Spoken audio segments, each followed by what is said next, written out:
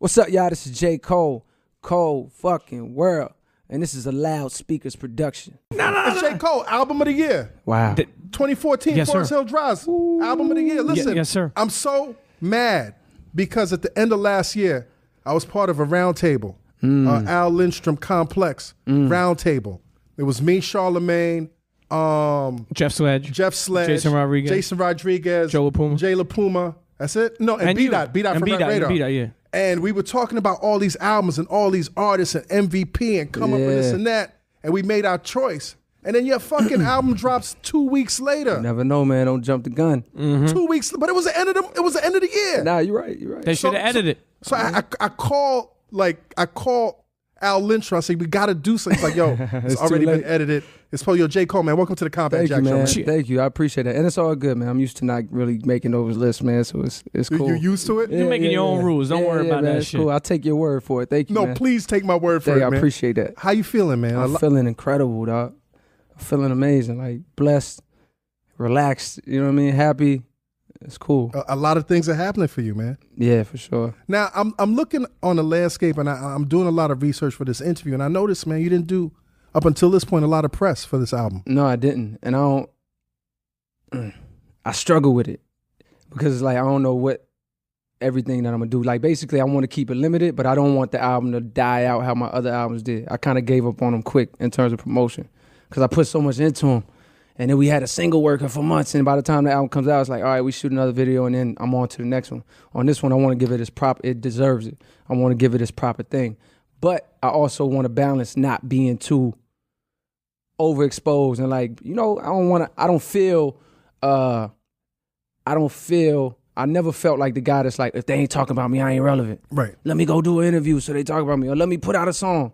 So I'm trying to balance promoting the album with not overdoing it, still keeping some sort of like balance, right, and not overdoing it, basically. But is it possible in this day and age to be oversaturated in terms of promoting somebody's album or somebody's work? Because we live in such an information age that even if you're not trying to be in the spotlight, you're gonna be in the spotlight anyway. So you might as well do it yourself. Nah, you're right.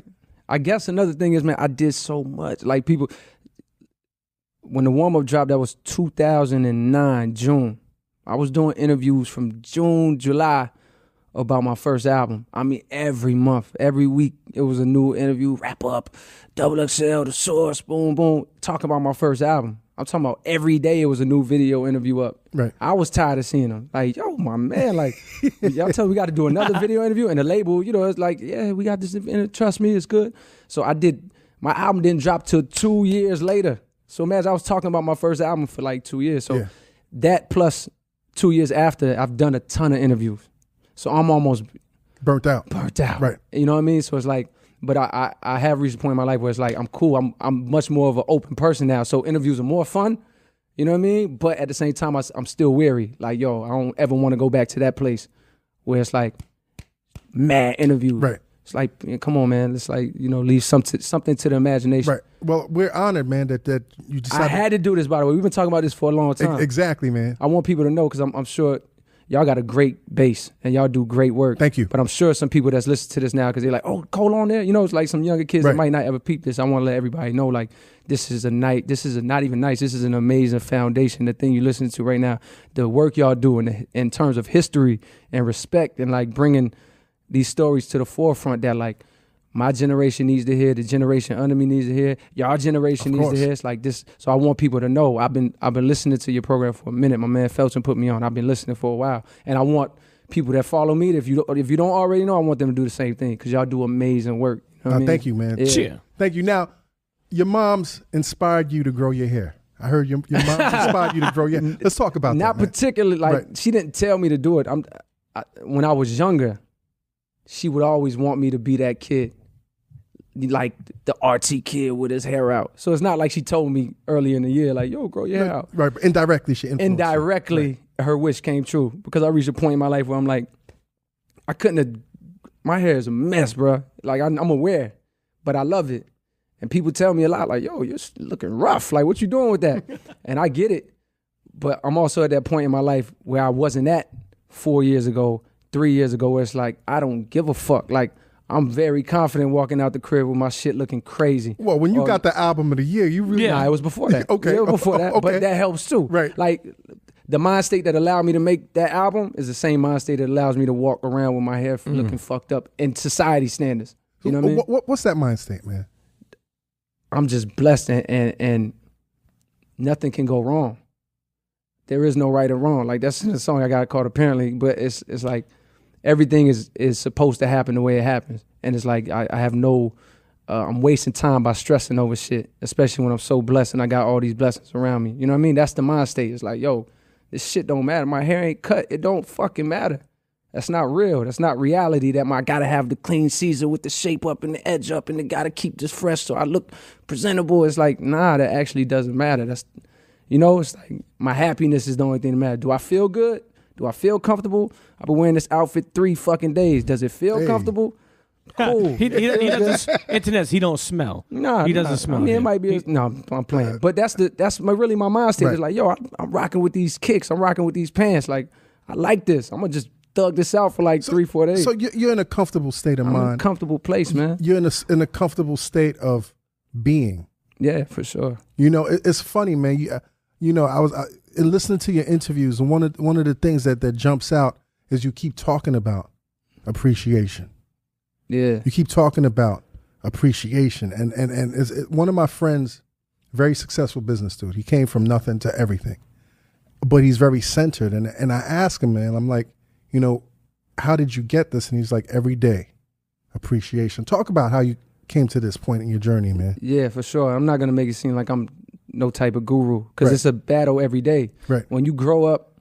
But that's what it's supposed to be. For sure. When you grow up with a certain mentality that's taught to you by family, society, the television, anything that we come into contact with, you develop a habit and you develop just a state of being.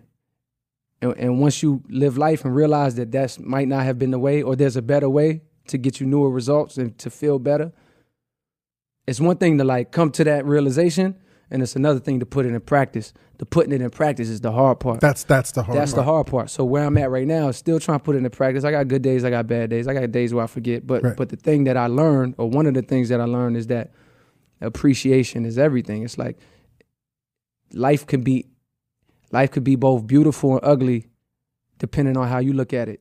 You know what I mean? It could be both hard and heaven and hell. Heaven and hell is right here. It's all within us. Exactly. You know what I mean? Like the devil is in us. Yes. And you know, God is in us. Like all of these things are within us. It's just what we choose to, how we choose to view it. It's the decisions we make.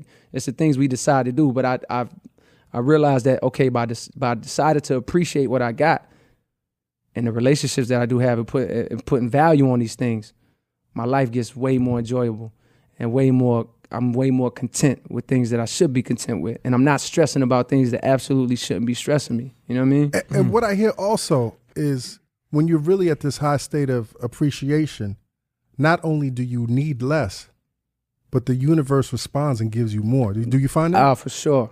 I believe that 100% with my heart. Like when the minute you stop holding on to that attachment, that's what really gets us, is the attachment.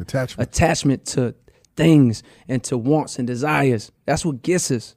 That's what really holds us. That's where all suffering really comes from, whether it's a relationship. Why do you have suffering because of this relationship? Because you had an expectation, an attachment to an idea of how you wanted this thing to go. Instead of just like, yo, I love this person. I love and appreciate the time we have right now in this moment.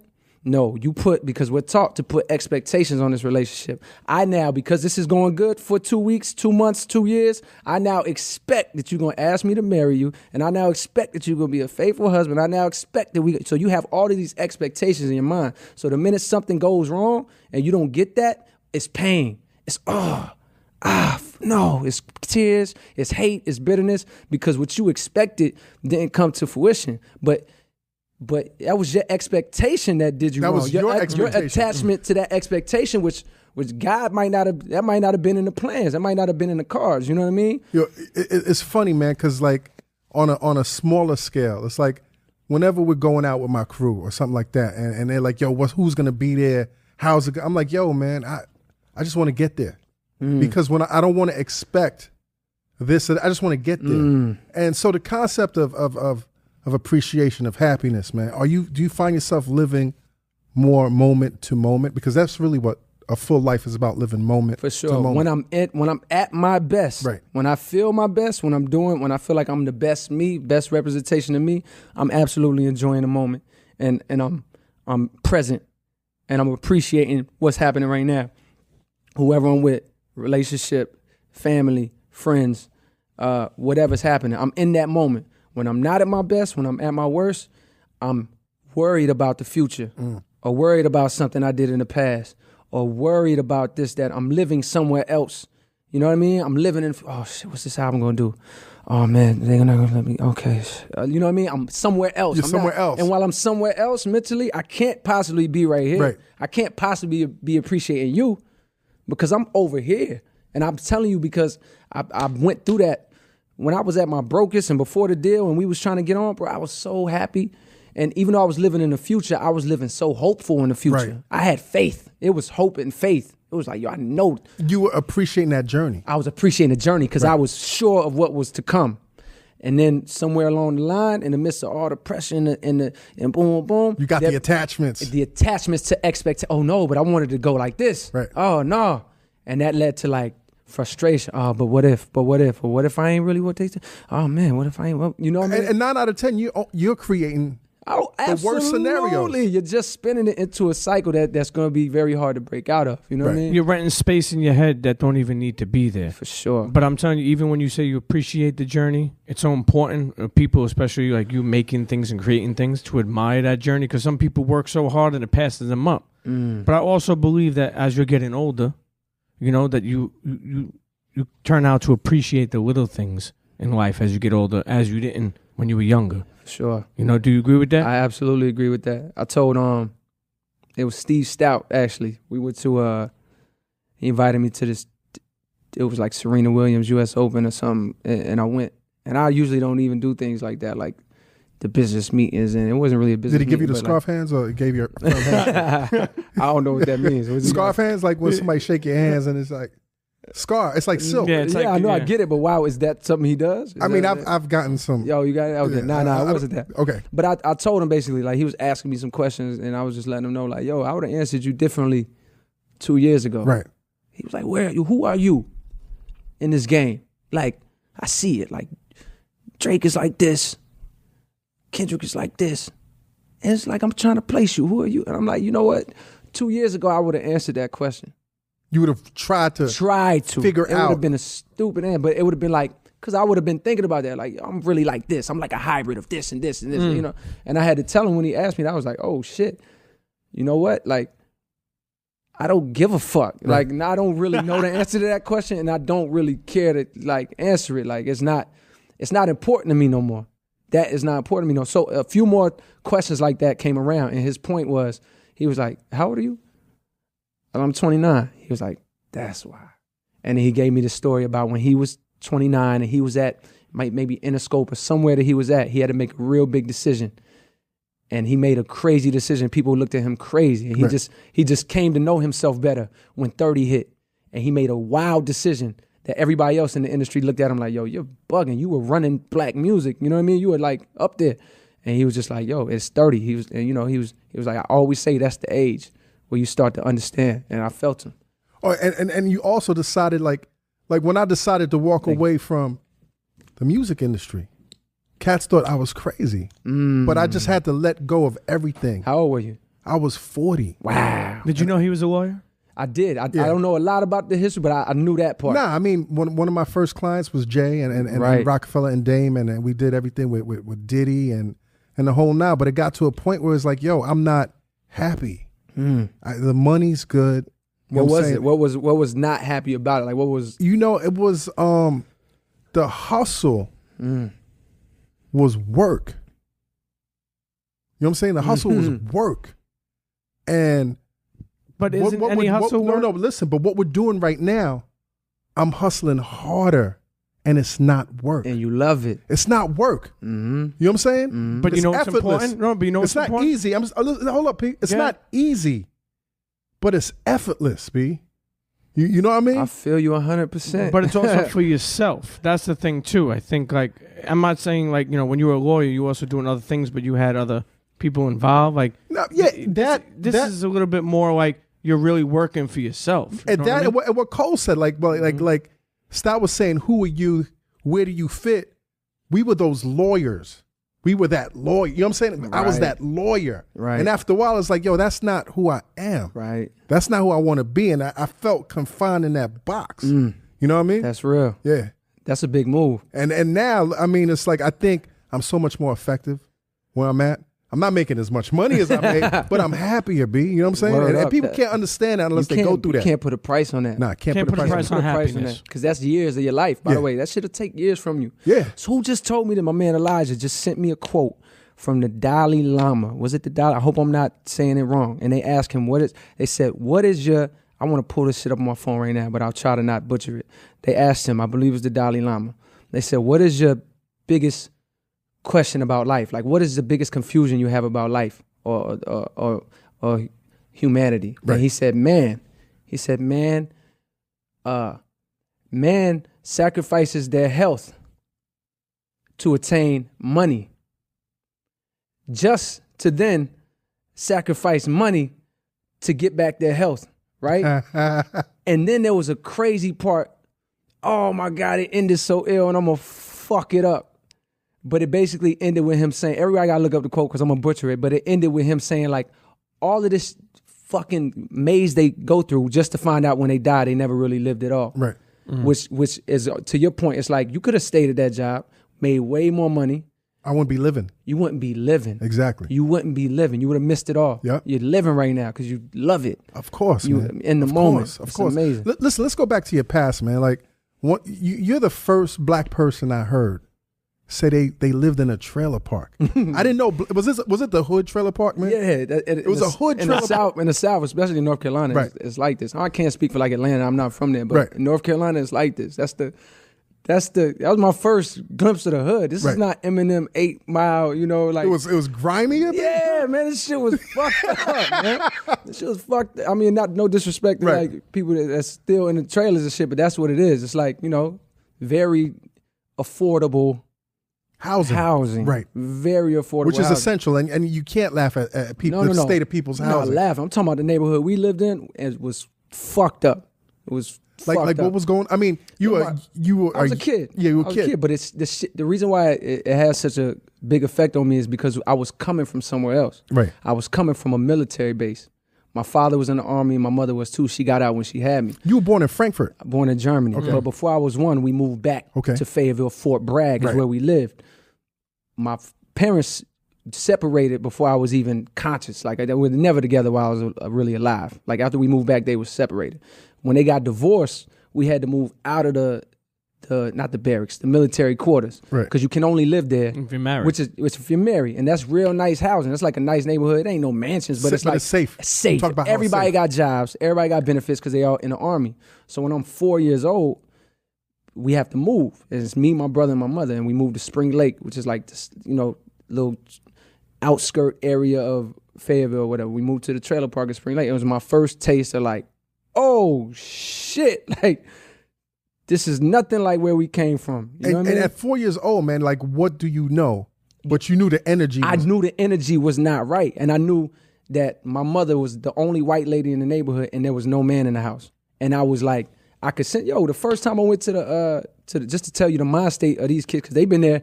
If they were 5 and I was 5, they've been there 5 years, and I've been there a year. So the mind state when I got there, when we first went to the playground, me and my brother.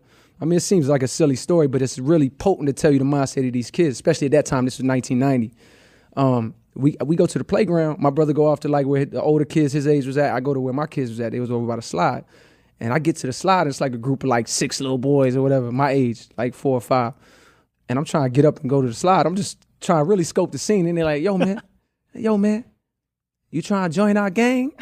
And I was like, what I got to do? They wouldn't let you on the slide.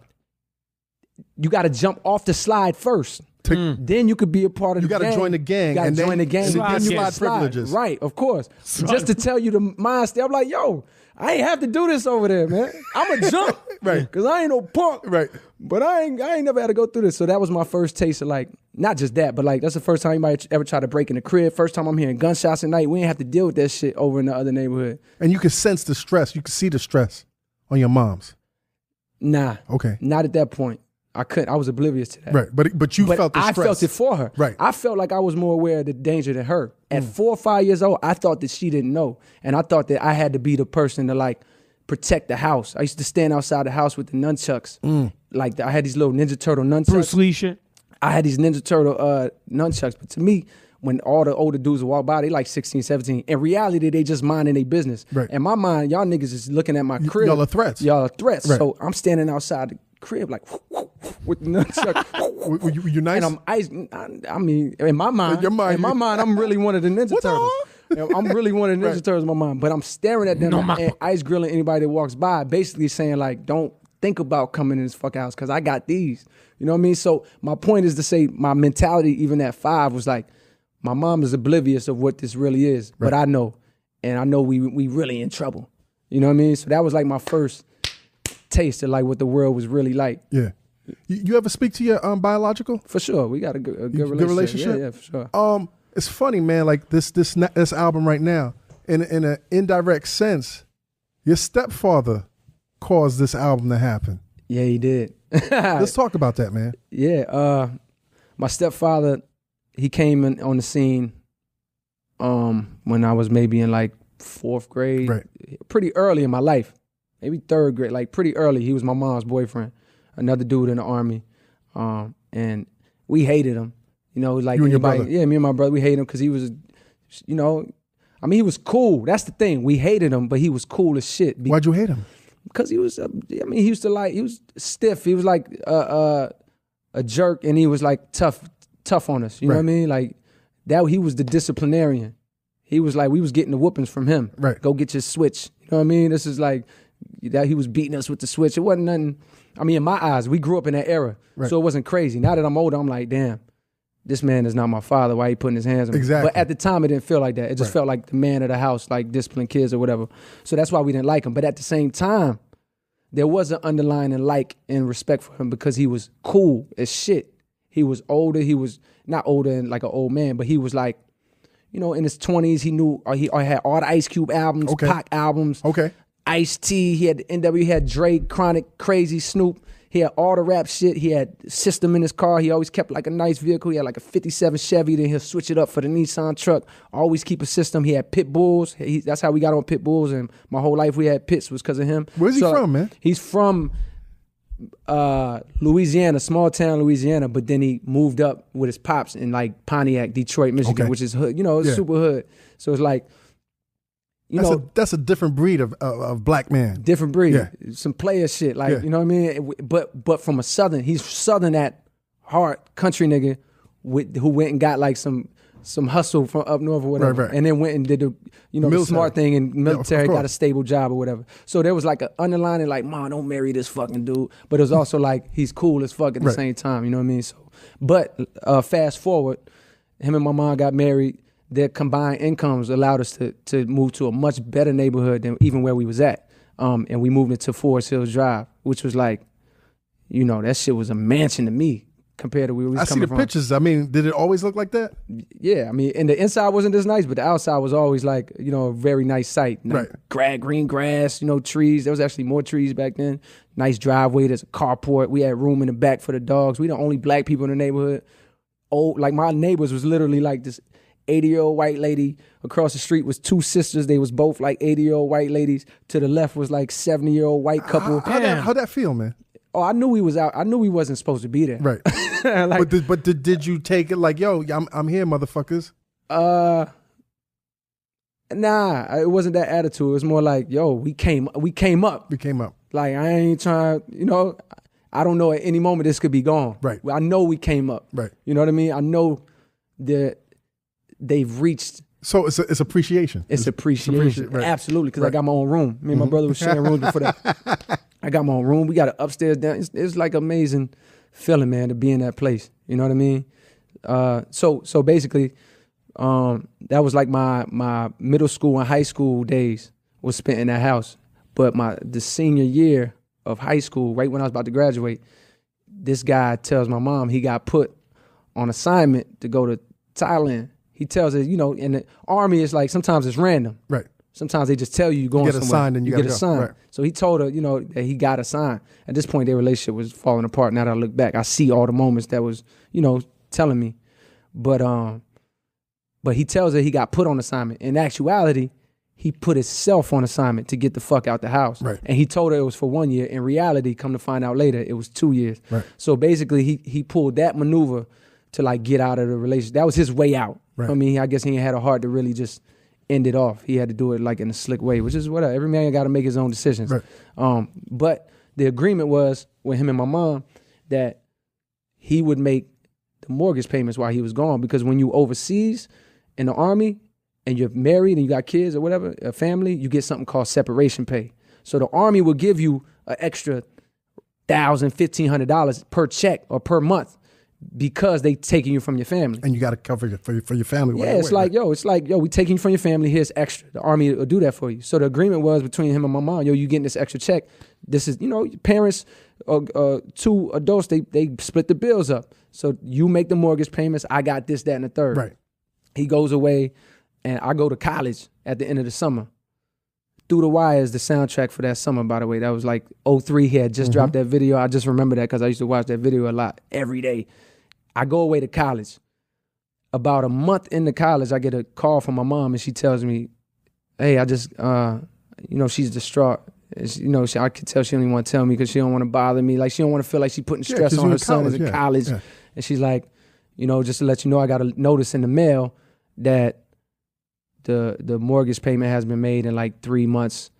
It's $3,200. I don't got that type of money. No, it was 4 months. $3,200. I can't make it. I don't know what to do. So she just, you know, so she got the news right there that A, the mortgage payments haven't been made, and B, she knows that her relationship is over in that moment. You know what I mean? Right. Like she understands that she got blindsided. She got blindsided. Yeah, she got blindsided like that. So it's the ultimate realization of both of those things. One, I'm losing this house because I ain't got that type of money to pay this. And two, this relationship is dead. Relationship just died. Dead. Right. Yeah, it just died. So ultimately, that's how that house ended up getting foreclosed, like, you know, a month or two after that. And she just packed up everything and moved out the house and got her own little apartment. And so that's how we ended up back here in the year 2014. Right, I bought back the house. What year did you buy the house? This year. This year. Summer. Now, who'd you buy it from? Who was somebody? I don't even know who owned it. I don't know who owned it. I never met the person. I had my homeboy who does real estate down there, like, handle it for me. All I knew was, because I've been looking into buying it for a while, A, my money wasn't really at the level to where I could just buy it like that. And B, it was always somebody in it. Right. It was always somebody in it. But that was the house that you fell in love with. For sure. That was the best time of your childhood. Definitely.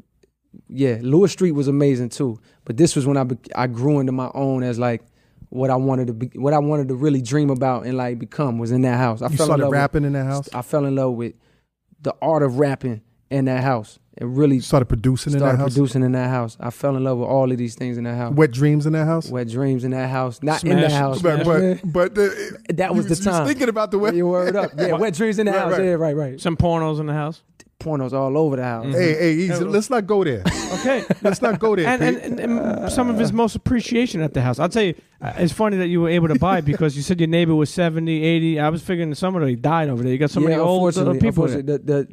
I know the lady directly next door definitely passed, but I ain't really know her like that. The two ladies across the street, really nice ladies, and they were sisters, and I know they passed too. It's a cool family that lives there right now. Another black family that lives over there now. Do you really live there?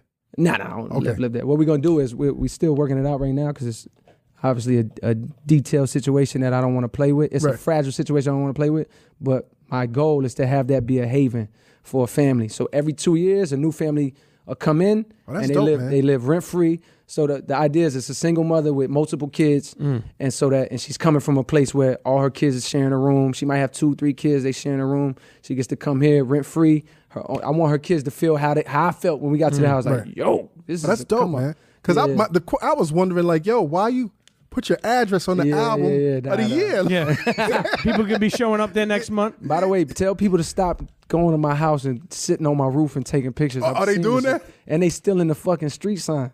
They're taking pictures. Yo, is it a Tumblr? That'd be a great Tumblr. Is that a Tumblr? No, it doesn't need to be a Tumblr. Yo, that would be a great Tumblr though. Come on, man. Nah. Wait, y'all got to stop that. I'm not encouraging that. Nah, for real, because I'm going to shoot. Wait, So they're going on top of the roof? They send it to you? I've seen it. People showing me pictures. Yo. Of people. We got a PSA that, listen, internets, get the fuck up off of the roof. Yeah. You're going to fuck the drainage up over there. All the fucking problems. We don't need no issues like We that. got This guy's pistols in the a crib, first-time man. homeowner. Come on. So when did it hit you that I got to do an album? December of 2013. About almost exactly a year before the album came out. Right. It'd be crazy if it was a year before on the dot, which would be amazing. And it might be because I could look at the schedule and see. I was in Germany at the time. I was on tour. And I looked at the date and I was just like, oh man, I know New Year's is about to come. You know, every time New Year's approaches, you always think to yourself like, damn, that's crazy. It's about to be. And then you say the date. Oh, it's about to be 1999. Oh, it's about to be 2005. That's crazy. And I was like, yo, it's crazy. It's about to be 2014. And as soon as I said it, the light bulb went off in my head. And I just knew that this was the time. I mean, the thought came so fast, everything. This is the year you buy the house back. That's the name of the album. This is boom, boom, boom, boom. I knew it right away at that moment. I never made an album like this or a project like this before, by the way, which is where I went into it knowing the name, knowing a rough concept, and had no music. Not a word, not a beat, not a nothing. You know what I mean? I never did it like that. So in one instant, you got this sense of realization. I remember where I was enlightenment. Yes. It was a true light bulb moment where my whole head just like expanded. Was you burning something? Or? Nah, I wasn't burning shit. I was at the back of the bus. I think I maybe just got off the stage or something and was just thinking, like, damn, it's about to be 2014. Ding. Boom. Oh, shit. I was like, yo, this is the time. I knew it. Because 2014 was always my favorite number based on that house. Right. You know, when you have your mine is 1127. Right. So when you have your ATM When you have your look, you better I gotta change my shit. I was just gonna say that. God damn it. So voicemail password, all of that shit, that was mine. It's not no more. So niggas don't even think about getting in my shit. But that was my number. Right. 2014. Right. So when I said it, I was like, yo, this is it. It's God. You know what I mean? It's too perfectly lined up. That's what it's got to be. How much of a battle was it to get this album out in 2014? Battle? Yeah. It wasn't a battle, man. It was just. It was close. It wasn't a battle, but it just came down to the. How close was it, man? Like, we cut it close. There was samples that was not cleared until samples. The samples and finishing. For me, finishing is a hard thing. I'm like a perfectionist tweaker. You know what I mean? So that's. You started recording it in March. In March or April, I think. Okay. Yeah, in L.A. And the concept is what's the full concept of the album? Full concept. The inspiration is buying back the house. Yes. But that's what inspired the album. But the concept of the album, I wrote it as if it was a soundtrack to a movie that only exists in my head. So imagine this, Lion King. It's random as fuck, but if you listen to the Lion King soundtrack right now and you've never seen the movie, you could pretty much follow what's happening in the movie from the songs. Right. You know what I mean? Like he just can't wait to be the king, this, that, third. But you can follow that movie plot through the songs. I made the album as if it was a movie that existed in my head, and this was the soundtrack. Okay. And the plot of that movie is real simple to sum up. Small town kid, could be Fayetteville, could be Montgomery, could be Birmingham, could be Nashville. Any place that's not New York City or LA or somewhere that's like full of opportunity or like, something that we ain't used to. Right. He got dreams to be a movie star. Where do you want to go? Hollywood. So he moves to Hollywood when he turns 18, 19. All his homeboys back home like, damn, he went to Hollywood. This nigga's crazy. Like, because just to go you made it. You made it. I right. know that because when I came to New York for college, when I went back home, niggas was like, yo, I see you in New York doing your thing. Like, you don't know what the fuck I'm doing in New York. You just know I went, which is a big thing when you come from a small town. So he goes to Hollywood and wants to be an actor, wants to be a movie star. But when he gets there, he realized, yo, this shit ain't as easy as I thought. I'm on the bottom of the totem pole. I'm at the bottom of the totem. I'm a black man in Hollywood. Right. I can't. There ain't no roles for me if it ain't the thug on Law and Order. Pimp. If it's not the pimp. If it's not the gangster. If it's not some bullshit role. The cop lieutenant. I mean, you know what I'm saying? Right. This is some it's not opportunity out here for me. And on top of that, to make it so bad, this shit don't feel right out here. This shit don't feel right. I'm looking around. This shit don't feel right. Like, this shit feel weird out here. So there's a moment in the movie where there's a point where he could either lose it, slip, and just become one of them people that live in Hollywood right now and just satisfied with their life, lost. But he catches himself and he learns, nah, this ain't real. There's something better. It's something better. This ain't real. And that something better was right where the fuck I just came from. Like the Lion King. Just like the Lion King. Exactly. Just like the You was always royalty. You was always, it was right there, yeah. Young Simba, dog. Yeah. That's crazy. You taking it back too. Taking it back. Word up. It's funny when I heard the record Wet Dreams, man. I mean, yeah, the title is provocative, man, but it's such an innocent record, man. Yeah, for sure. And what I appreciate about it is, in my 40s, I'm like, it took me back to my first time. You know what I mean? Yeah. And I just love that it was magical that you could take me back to that point. And at the same time, my son just turned 18 yesterday. It took me back to like, what is he going through? And he don't really tell me. Right. You know what I'm saying? I don't know if he had his wet dream or not. But it put me in his life. Right. Like, what is he going through? And what I love about the album, man, is I think timing is everything. You talk about the timing, putting it out in 2014. But when your album came out, man, it was Ferguson. It was Black Lives Matter. It was all these protests. And we don't hear music, particularly in hip hop, we don't hear music as a perfect soundtrack for what's going on. I think maybe because this generation hasn't really lived through turbulent times like we're living through right now. That's real. But I think your album, and I tweeted this several times, man, I thought your album was the perfect soundtrack for everything that happened in 2014, man. Thank you, man. That's major compliment. I appreciate that. And obviously I couldn't predict when I started working in March what would happen. No, you couldn't predict none of that. You can't predict that, but I do believe in God, and I believe that things line up how they're supposed to. You know what I mean? And I believe that my small role was meant to be. You know what I mean? Like, that was meant to happen. And then not that it's over, because I want to be a vessel for a lot of creativity and a lot of like change and like a lot of inspiration. But I feel like that was meant to be. Like, you can't line that up any more perfect. Right. And going back to that record, man, I thought it was intra-generational, man. It's like it crossed generations. I'm saying, so like, I could appreciate it. I could see why younger kids would, because it's really for them. You know what I'm saying? Word. You say that you don't want to be the singular voice of your generation, but I think this album kind of, at this point, here in January 2015, the spotlight is on you for being that voice of the generation. How do you feel about that, man? You know what? I'll take it until it's not necessary. I can't run from that. I had a meeting in LA with like some business shit. And the lady I was meeting with, a white lady, great woman. She was just like, how do you feel? You're the voice of, I was just like, oh, you got tapped? I got tapped. You got officially tapped. I'm like, by white to be the right. Like when you right. I was like, yo, it's but I'm learning that, okay, if you say that, I feel like I'm equipped. I'm the most equipped right now in this position.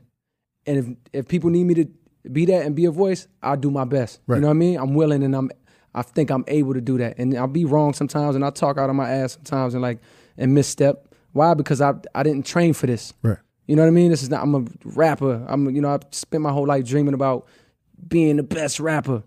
But for the time being, I feel like I'm well equipped to say some shit because I think about this shit all the time. You know what I mean? And if you agree and if it connects with you and it resonates, amazing. If not, let's pray we got a lot coming up. You know what I mean? We got them. We got the Michelle Alexanders of the world. Yes. You know what I mean? And who wrote the new Jim Crow. The new Jim Crow. We let's hope there's a ton of her out there to come and lead us and be like even clearer voices. Cause I don't got I'm learning. I'm trying to learn every day. We don't have the answers. Word up. Sway. None of us have the answers. For you know real. what I mean? There's a good book that Raymond Santana from the Central Park Five suggested to me. What was it? It was called A People's History of the United States by Howard Zinn. I just bought that on my phone. Oh, yeah. Did you start reading it? Yeah, I did. I only made it maybe through a little bit of the first chapter, but the reason why I really fuck with it is because I just started reading this other book before. I'm like in between a few books. Right. But I started reading this book called A Brief History or A Brief Account of the Destruction of the Indies. And it's written by this dude in the 1400s. And basically he's a priest from Spain who went to the Caribbean. And this is right after Christopher Columbus dumbass thought that he discovered when he Columbused America. When he Columbused America, but he really ended up in the West, in the Caribbean. Yeah. He went there after, he discovered that part that natives had already been living in for fucking Lord knows how many. They was happy as shit. But he goes there and he basically says, yo, people back home got to know what the fuck they're doing. And he gives like the only real detailed account of how they wiped out the native people, that what we would call Indians of the Caribbean. And it's so fucking sad and it's so horrible. But the reason why I fuck with the book you're talking about, People's History of the United States, which somebody just told me to get to, is because they start off the book right there. Oh, talking about the same thing. Christopher Columbus and a genocider. Yes, genocide. He literally wiped the people out, wiped them off the face of that whole entire Caribbean area. It's crazy. The reason why I suggested the book also, because listening to your interviews, man, it seems like you're really struggling to understand what the system is. And I think that book gives a very accurate and very clear picture of this system from day one. And it makes it a lot easier to see what's going on. I've spoken about this before, but what you get, like what I've gotten from the book is, what we see right now going on with police brutality, that's not a glitch in the system, dude. That's a feature. Mm-hmm. It's supposed to happen. Mm-hmm. You know what I'm saying? Mm-hmm. It's just that a lot of people are becoming aware right now. It's like, wait, we got to fix this. Sure. But when you see these cops acting the way they are, they're supposed to act like that because nobody's ever checked them in the history of America's existence. For sure. It's the first time they're being checked. For sure. It's crazy, man. And they hate it, by the way. And I get it because it's like, if you've been getting, and by the way, these are people. Yes. These are normal people. I got friends whose family members, whose fathers are police officers, and I know these are great people. You know what I mean? There's good people. But I was having a conversation with somebody, and I hear you 100% on that book, and I'm on it. I appreciate that advice. On the issue of cops, while we talking about it, obviously we've been having a conversation, and I want people to know, like, because I got a homeboy that's like, man, fuck these cops. One of these niggas got to know. And I'm trying to let them know, like, yo, those are people. Yes. It's not, they got a job. The system has given them power. You're giving a person with flaws and their own biases. Unchecked power. So that could be a good person. He could be a person with flaws. He just got this level of power. And power corrupts. Absolutely. You know what I mean? Like it has to. I don't know. You gave me a gun and a badge. I might start wilding. Free and like, yo, kill somebody. I'm a new nigga. I'm walking down the street with a gun. I've been getting picked on my whole life. Y'all niggas used to bully me in high school. I remember you, nigga. Hands against the wall, motherfucker. Cheer. But my point is like, okay, you can have good. Oh, somebody was asking me like, don't you think there's good cops? Of course. But this is the thing. I think there are good and great people who are cops. Right. But I think the term good cop is a conundrum. It's an oxymoron. Right. Because the job ain't good. The machine. They are a part of a machine that's not good. They are agents of a machine that are not good. Are there good people in those roles? Absolutely. Right. Great people who really thought they were joining to make a difference and make a change. But now find themselves currently fucking up people's days and giving them tickets. So in a sense, and I do want to say this. I heard you speak before about being half white and half black. Yeah. And I mean, it's no lie what's going on to people of color, and in the sense of cops and how they portray or the situations that have occurred. Mm-hmm. You mentioned like. It's not like if I get pulled over, I could pull out my half white card. Right. And I found that classic because it was like, you can't prove to me, I'm half white, leave me alone. Oh, for sure.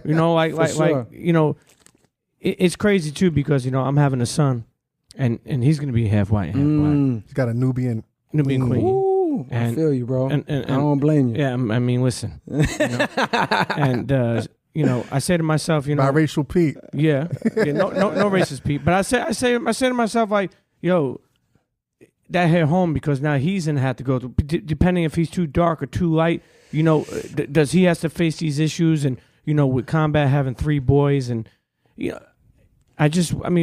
it's scary. No, I feel you 100%. Trust me. And it's like you in the picture and his mom's in the picture, so those identity crisis things probably not gonna be there. You know what I mean? Like, and luckily I didn't go through much of that as much as like other people I knew that was half and half. But like, if somebody asked me that question, like, well, which do you identify? Have you ever identified with being white? And I just had to let them know for sure. Like, nah. Why didn't you identify with being white? Because some people go through that. Biracial kids right. go through that crisis. I never felt it.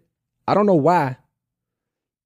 I do think my stepfather, his presence definitely gave me more of because I didn't grow up with my father.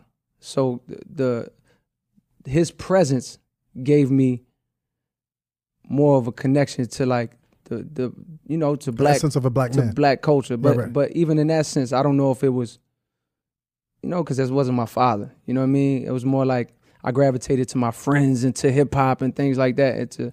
I don't know the answer to why.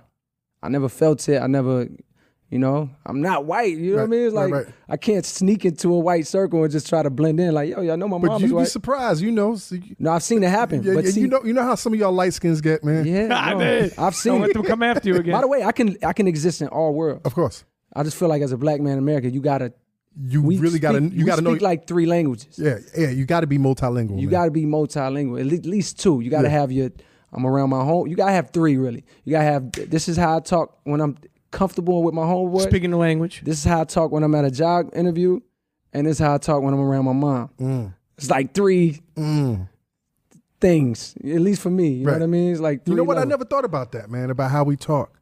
Yeah. When we're around our moms, man, it's a whole different. Oh, you keep it respectful. It's respectable, right? And like mom always, what I'm saying, yeah, for sure. I want to go back to your past. A couple of questions about your past, and then we'll take a break. Cool. It's a long interview, right? Yeah, it's so long, but it's good. Okay. You went to St. John's. I went to St. John's University, yeah, Queens. When you went to St. John's, man, was it the opportunity to go to college, or was it the opportunity to come to New York? It was to come to New York. Right. But I always knew I was going to college. That was like my mom ingrained that in me. She didn't go. My older brother didn't go. Nobody in my family had went, but she put it in me from young that I was going to school. Right. So I always knew I was going to school. I just always thought I would go to Carolina. Right. And when the time came to apply my senior year, I was like serious about the rap shit. So New York was like. So college was a vehicle for your rap shit. It was the vehicle, man, right. For sure. And after college, man, you talked about how you kind of lived a hard knock life, just trying to get your shit together, man. Those were good times. Having like these multiple jobs. You was an ad salesman, man. Yeah, for fucking for newspaper, right? For like a local Queens newspaper. But what was that like? What was the job? It was the fucking worst. Hello, this is and you didn't sell no ads, right? Hell no. You couldn't sell no ads. I was on blogs, man. Yo, I was looking at rap blogs. How long did you have that job, man? I had that shit for a good year. It's maybe like 9 months. So right. My homeboys got me that job. Basically what happened was I graduated college. In my mind, I was like, all my friends was going to get their full 9 to 5s. Right. And I was like, everybody's asking me what I was going to do. I was like, man, I'm about to get signed soon. Like, I'm good. Right. My mom was even telling me like, what you going to, I'm like, Mom, I'm about to get this deal. It's cool. Dog, so 2-3 months go by. We just partying all summer. I'm not really focused. I'm not grinding because in my mind, I'm like, yo, I already got Lights Please. I got like these classic songs. I'm a rap star. not that I'm a star, but I know it's coming. I had such faith. Right. And then there was one night at a party, I'm drunk, I'm fucked up. And Eve and my homeboy RJ just came up to me and it was like a real intervention. And not that I was an alcoholic, but it was like an intervention on some nigga, what are you doing? Right. Like, what's up? Like, where's your focus? Like, what we doing? We just gonna party all the time? Like, you gotta get a job, nigga. You gotta like start working. And from that day forward, A, I went and got a little part-time job, $8 an hour. And B, I just, every day on the beats, 5, 6, 7 beats a day, writing raps every day. That's when I started the idea of the warm-up, I think, somewhere around that time. So yeah, I had that job. That was my second worst job. My first worst job was after that. I was a bill collector. You was a bill collector. Yes. And you heard all these stories Everybody had a story. Everybody got What's a the fucking worst story you heard, man? Just like, a woman that has cancer or a guy that has cancer, and he's basically telling me like he's supposed to die in 3 weeks. You know what I mean? And I'm sitting here calling him about a fucking $300 Kohl's bill. For a vacuum. Yeah, exactly. And he's telling me like, man, brother, I'm about to I'm not even supposed to be here in 3 weeks. Right. You know what I mean? Like, good luck with that $300. He wasn't even an asshole about it. Right. Which is crazy. He was like apologetic. I wanted to be, and I can't, but I wanted to be like, I told him, as nice as I could, like, sir, don't worry about it as much as I could say that, but right. I wanted to be like, yo, fuck us. This bill, yeah. Fuck me. Fuck this job. This dude is apologetic to me. Right. And he's about to die in 3 weeks. Yeah. And he's telling me, I'm sorry. It's just, I've been really sick. Honestly, to tell you the truth, man, and really heartfelt. I could tell he wasn't G'ing me. Because you could tell when people was getting over. Yeah. Some of what's the best story you heard, man? The best story? Yeah. Like, what's the best G? Like, you know what? You came up with this one out your ass. You won, B. When they pick up the phone by accident. Nah. Without screening the call. Oh, no, I can't remember a specific one. But definitely you get some gangsters like, fuck you, like, you can kiss my ass. Like, they know the game. Right. You know what I mean? So they don't really give a fuck. Now, when we first met last year, man, you said something that was interesting. You said during that period, man, you was reading the blogs and doing the blogs, and you talked about Dallas Penn.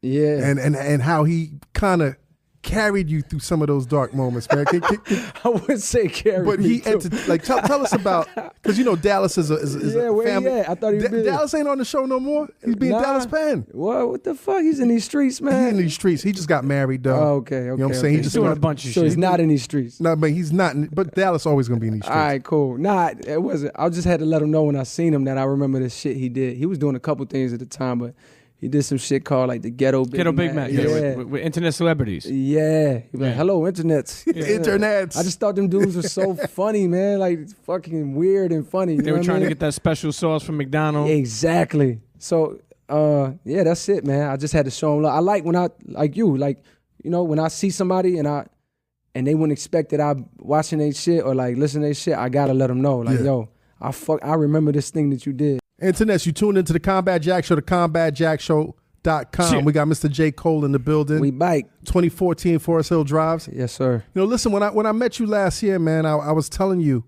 how much of a fan my son was of yours. Yeah, I remember that. And the first question you asked me was like, well, what about you? And I was like, I fucks with you. That's what I said? No, yeah. I probably was playing, though. Nah, but you caught me. Right. You know what I'm saying? Because at the time, like, I appreciated some of the shit that you had, but I wasn't really fucking with J. Cole like that. Not that I wasn't fucking with you, but I wasn't fucking with you like that. Sure. You know what I'm saying? And you talk about how you had to overcome that hurdle, man. Like I know what happened too. What happened? I'm glad you say that. I figured out what happened like a couple weeks ago, like in the past couple weeks. And it came from, man, it's going to be a long story or whatever. But it came from a conversation I had, and it's fitting for this show. The conversation I had with Greg Nice, right? Randomly, because it's not like I know this dude. I just happened to be at like one of them old school parties downtown in New York City. And like, Nice and Smooth performing. Like, Mr. Cheeks was there, who's not old school to me.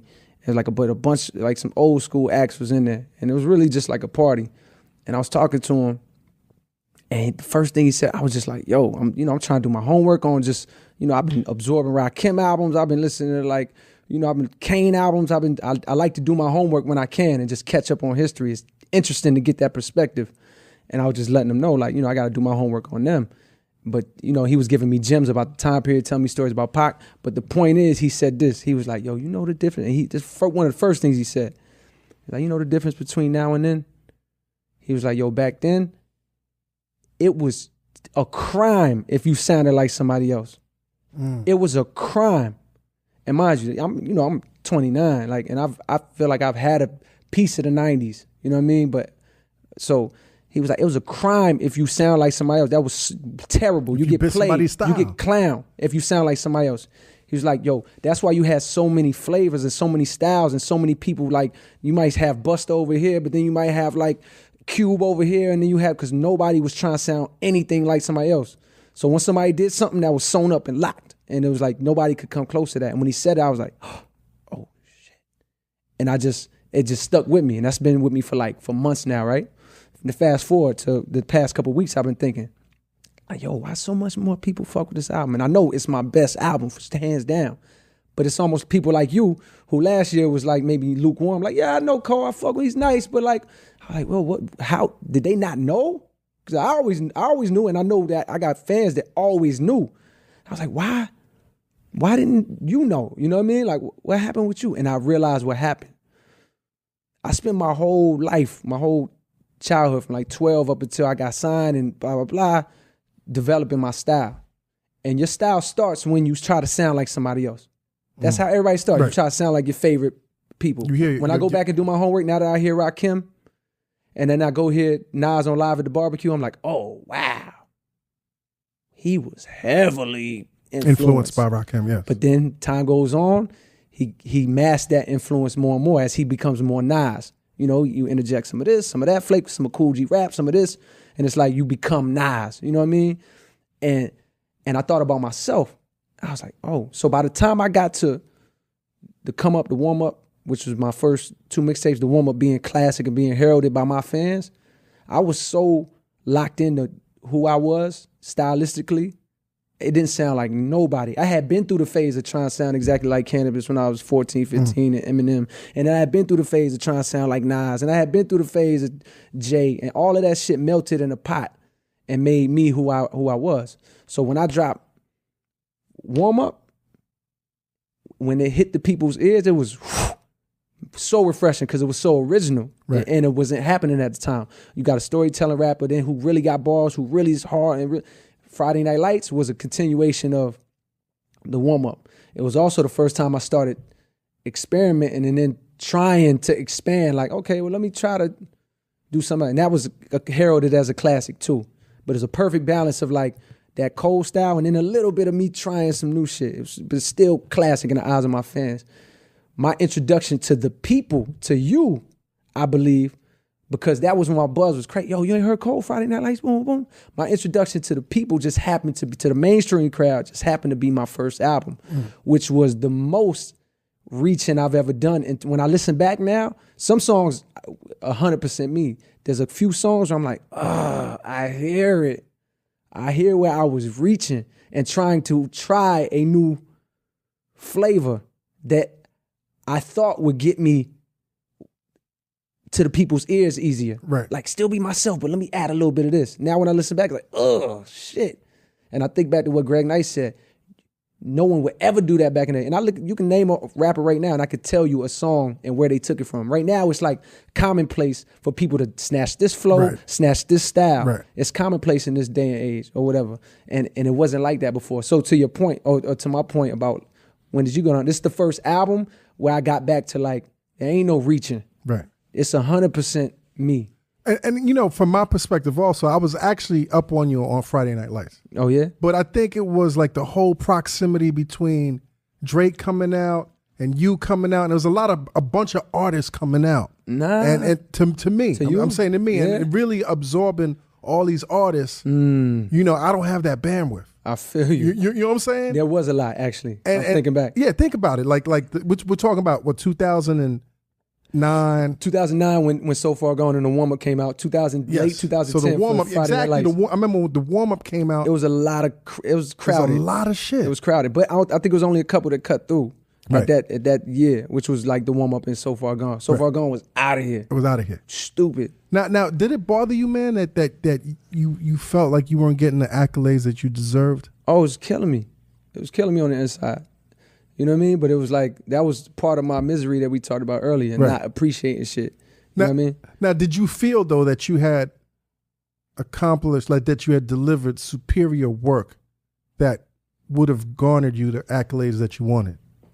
Or you just wanted the accolades? I felt like it's different. I knew my first album was a couple steps off. Right. I knew what I did. In retrospect, I knew where I fucked up to get it there, and therefore I knew that I didn't accomplish what I wanted to, and that was the cause of my misery, because I wanted my first album to be in a sense, what Friday Night Lights was on a mainstream level. But I was already worn out by then. I was tapped out, you know what I mean, in terms of like in terms of inspiration, and I was stressed and like, you know, so it killed me because I ain't really had nobody to blame. Right. I just didn't know no better. Right. And then being signed to Rock Nation, I mean, you signed to, like, Jay signed you. Yeah, for sure. You know what I'm saying? And I don't think that's the thought process that I went through, but like, how do you follow? Not saying that you were put in that position, but how do you follow in Jay's footsteps? I never thought about that. No, but you could see where people would think like Jay's such a, you know, like his history, like, so what is J. Cole gonna do? My mind state wasn't even worried about that. My shit was like, how do I drop that classic? What do I got to do to get there? First of all, how do I put out an album?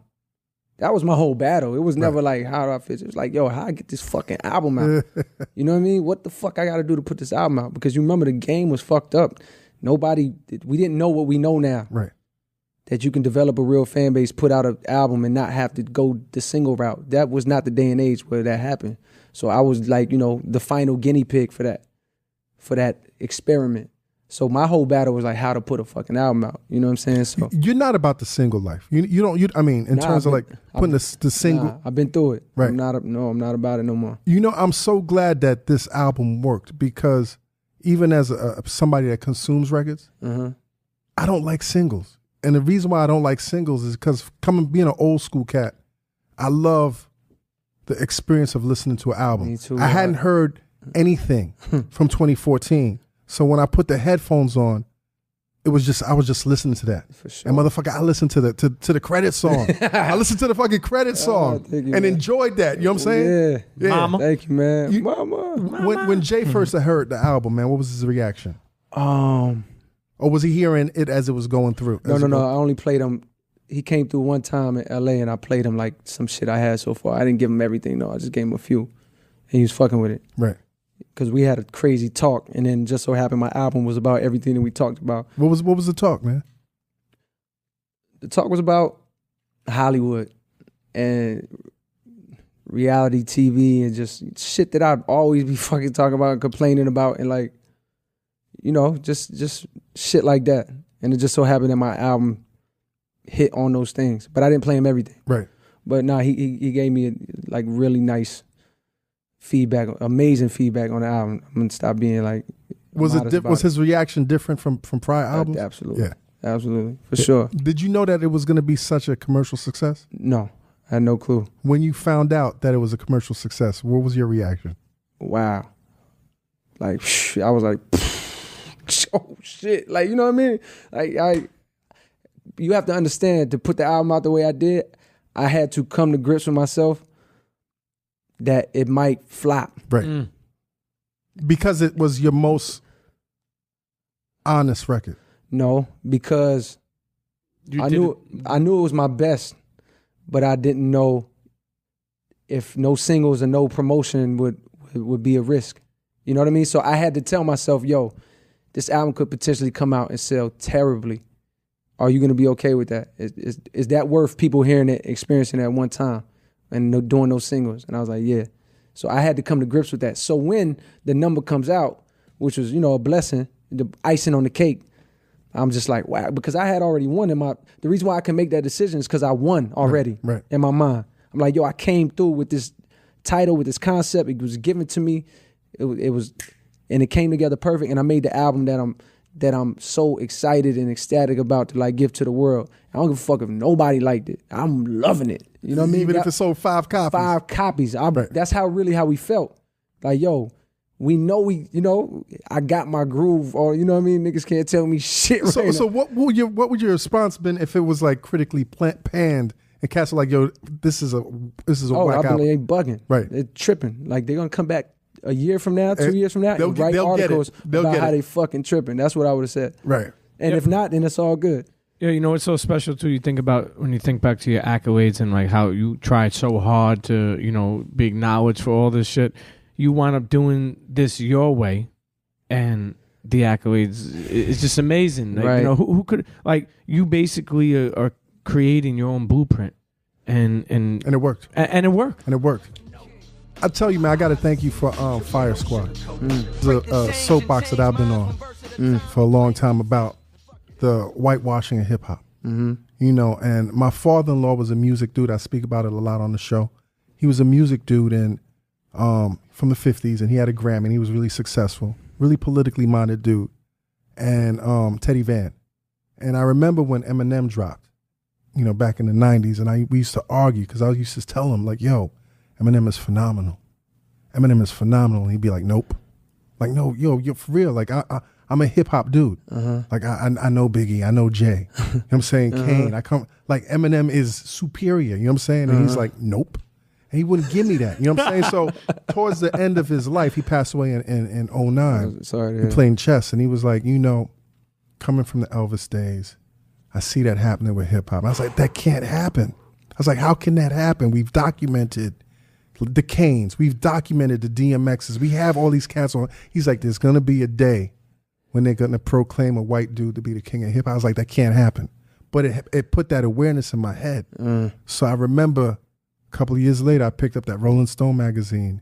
And I love M. You know what I'm saying? You can't take anything away from M. But when the system portrayed him as the king of hip hop, I was like, all the shit that my father-in-law said just hit me. Whew. So now years later, you see, you know, and once again, it's not taking anything away from the Macklemores or the whole nine, but when you see how much accolades they get, it seems like hip hop is becoming more and more no country for black men. For sure. I feel that 100%. But what was frustrating about it, Jay, is I'd be saying this to our people. They'd be like, nah, you know, our people just ain't put out no dope shit. And I'm like, are you fucking crazy?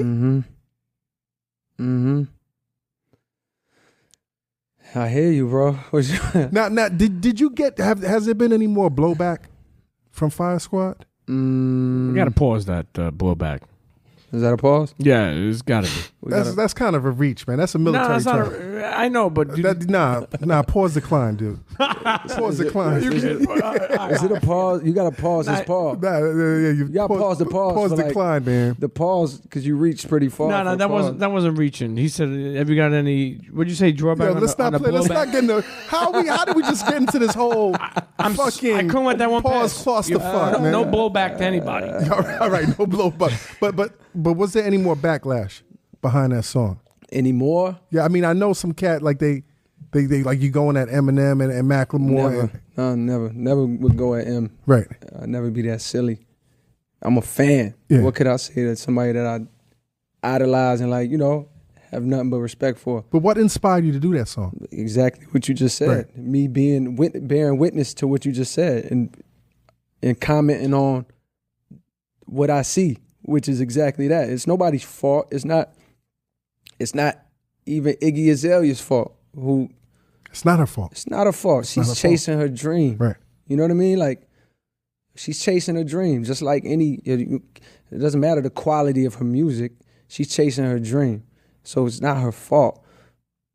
But I have to comment. It's my job to tell you what's on my mind in the slickest way that I can, in the most poetic, lyrical, clever, whatever I can do to paint this picture to you very clearly about how I'm feeling and what I'm seeing. And what I'm seeing is that. It's like, you got to understand, I'm coming from the perspective of someone that learned radio over the past 5 years. I learned what that was about. And do you understand how hard it is for a black artist to get played on pop radio? For a rapper. When you look at the charts and you see that Drake, who's the hottest rapper in the game for the past 5 years and has dropped some of the most phenomenally impactful records, such as Started from the Bottom. When you look at what those records did at pop radio, you like, oh my God. Like, yo, rap used to run them charts. Now it's like they think Drake is dangerous. Yeah. You know what I mean? Like, they think he's not safe to come over there, and they won't play it. That record is supposed to be the number one record in the country everywhere. Of course. It was that amazing, you know what I mean? But they won't allow it. They blocking it. Why? Because it doesn't register. It doesn't react. Right. It's not reacting with our listeners. Well, who presses that button? Who says that Macklemore is going to react and then J.Cole is not? That Crooked Smile can't be played over there.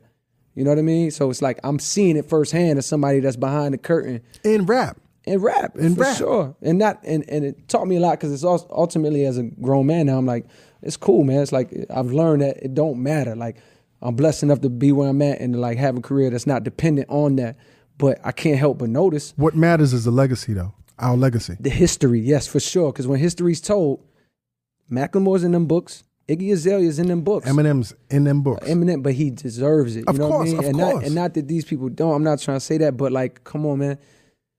I use the jazz analogy. You fucked me up with that shit. I went to the fucking iTunes Kenny G jazz page is the today. highest selling jazz artist of all time, and it's not even close. So in 50 years, 100 years, when you go to the iTunes when you go page, to iTunes, or when they talk about jazz, yeah, they're gonna talk about the people that know are gonna talk about his heyday, but there will always be Kenny G and all of his the entire spin-offs. page was white. Bro, people, did you go look? that's what I'm saying. You fucked me up. I man. went to iTunes today, iTunes jazz, and it was all white artists. It's crazy.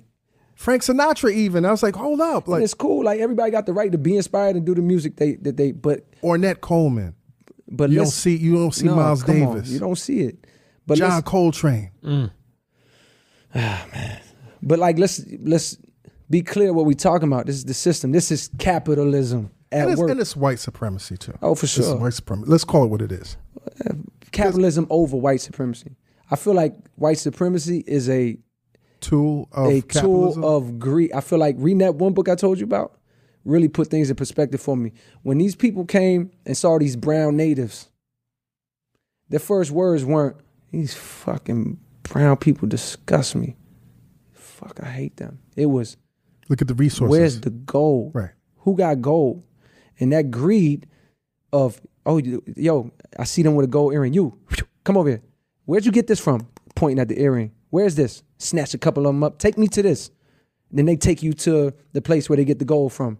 And then you say, oh, that's what's up. Now you dig this up for me. So this greed turns into slavery. The slavery turns into like hatred and like, I am over you. You know what I mean? But it was always greed first. I think. I'm no fucking historian, but this is how it seems to me. That it's like, because I used to think it was the other way. It's the hatred first. It's like the racism first, the white supremacy first. It's the greed first. I think it's the greed first, dog. I'm not a fucking expert historian, but that's how when I'm starting to learn as I get older, like, man, this shit is greed.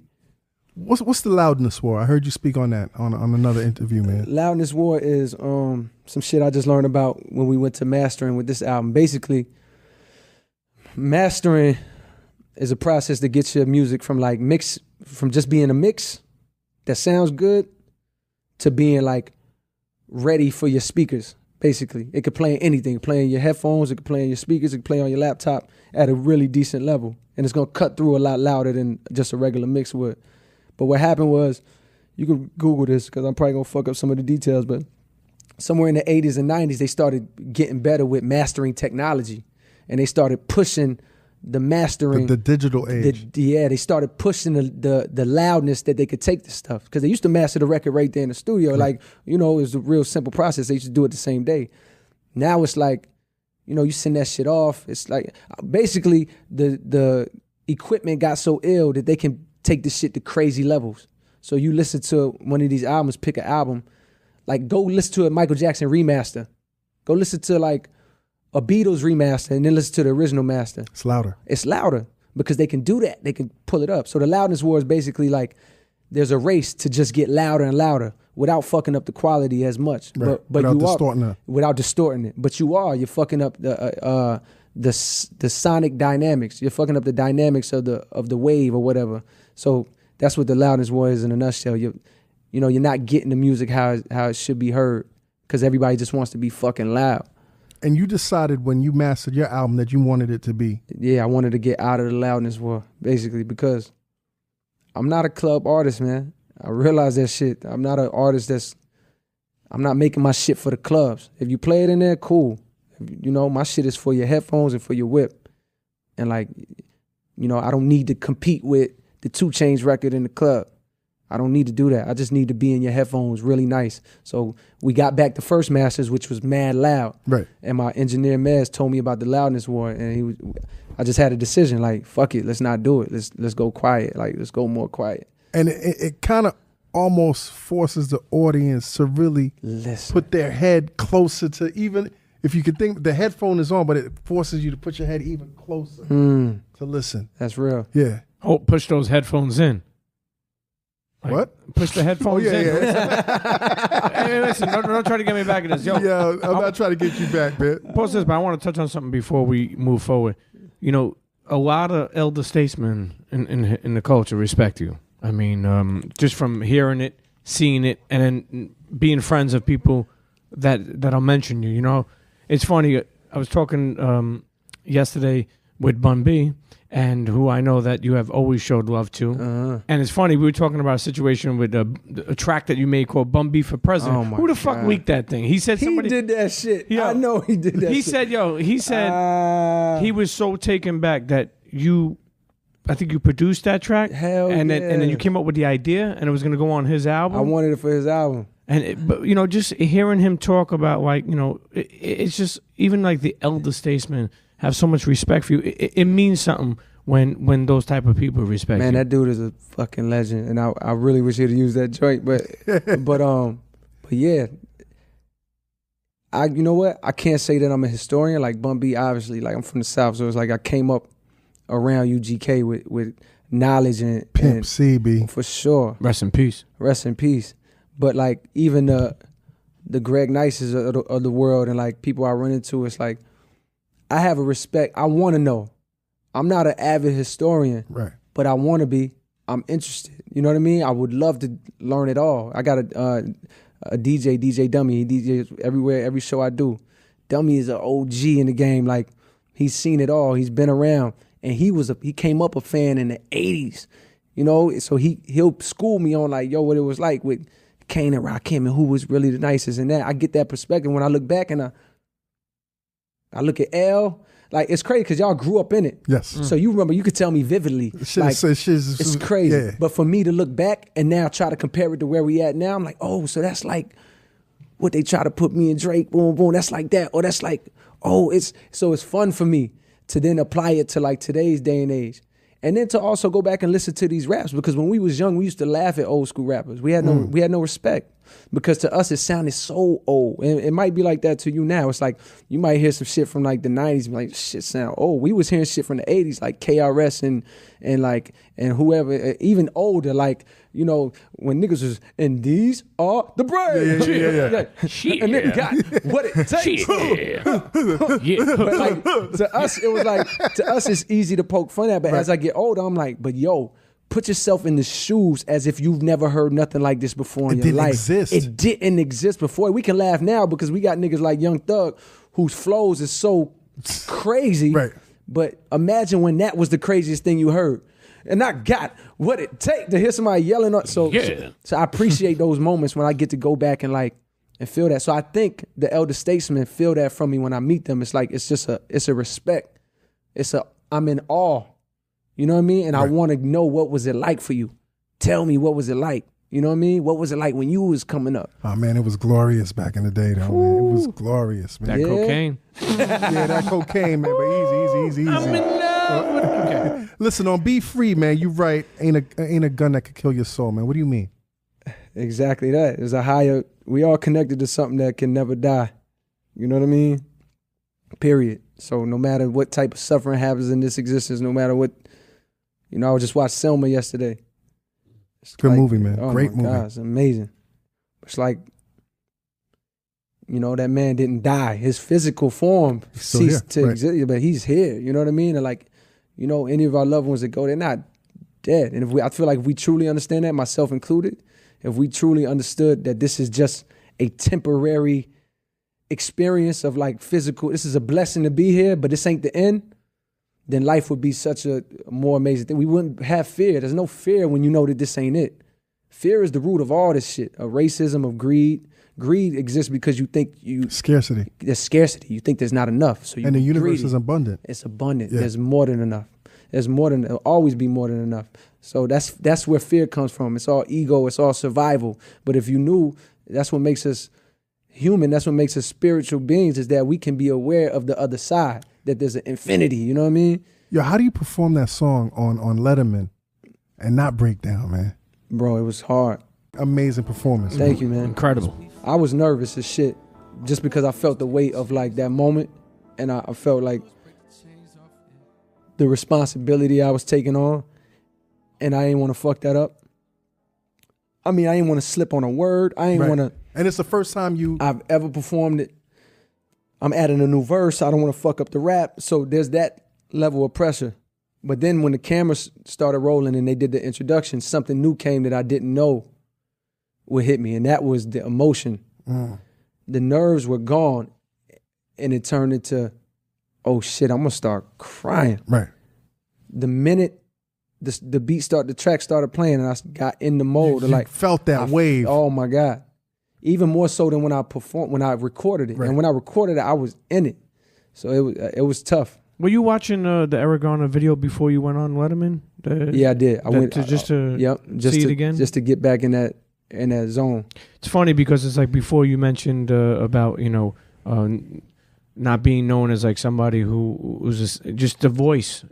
And it's funny, I had shown my girl, I mentioned your name to her. I was like, oh, you see this J.Cole on Letterman? She said, I don't know who J.Cole is. And I had showed it to her. And just from her watching that video, she's a fan. And she started to check back to your old work. Wow. So it's funny how, something of importance of the world that we live in and what you spoke about has made someone now come 360 around. That's crazy. Yeah. That's crazy. Cole. Sorry, go ahead. No. I'm just saying I appreciate that moment. Like, and I really got to shout out Catherine, who works for Biz 3, who owns Biz 3, is my publicist, who really fought to get that song. They didn't want me to do that song at first. They vetted. They tried to vet the song. Oh yeah. I was supposed to do it. Apparently, they were nervous about that song, and at the last minute, she like fought tooth and nail. And then at the last minute, they said I could do it. So I got to shout her out for that moment. And you definitely affected the audience, man. I mean, look at Letterman. Remember you were mentioning Letterman was like blown away, B. Word, that was crazy. I'm blessed to be able to do that, man. For real. I don't want to put you in a title because I think we got to get away from titles, man. But were you always so engaged as an activist? Yeah, in my mind, right, and in my conversations, in my mind, in my thoughts, in my conversations. Yeah, I was always somebody that looked at the world and even if I didn't know what was going on, I had to voice my opinion about it. Like, why the fuck is it like that? When Flavor of Love came out and this whole reality show wave started, I was a kid at school and college like, yo, why the fuck y'all watching this shit? Yo, y'all know this shit is evil? Yo, how you gonna call it reality TV? This shit is clearly scripted and they portraying us like this. The stereotypes is obvious. Y'all don't see this shit? I'm like, we had a black student union. We used to argue about this shit all the time. Like, so I was always that kid that was looking at shit like, why is it like this? Right. Now that I'm getting older, I'm understanding that it's one thing to have that passion, but I'm trying to arm myself with the knowledge and the perspective. Like you said, that book, like, so I can get a grasp on where we really at. You know what I mean? That's what I want. I want that grasp. But like, knowledge is power. I see that. Knowledge is power. You know what I mean? Right. Like, because if you know what you're sitting in, it's better to know what the fuck you sitting in than to walk around confused all the time. You know what I'm saying? Like, so was I always like that? In my mind, yes. I'm not an activist in the sense that I'm like a true organizer and shit, but I always cared.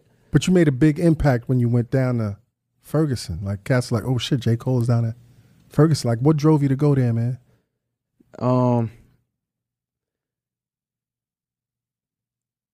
I read an article. I'm trying to remember what it was. If it was on the Atlantic, it was an amazing article. Ta-Nehisi Coates? Probably. On reparations?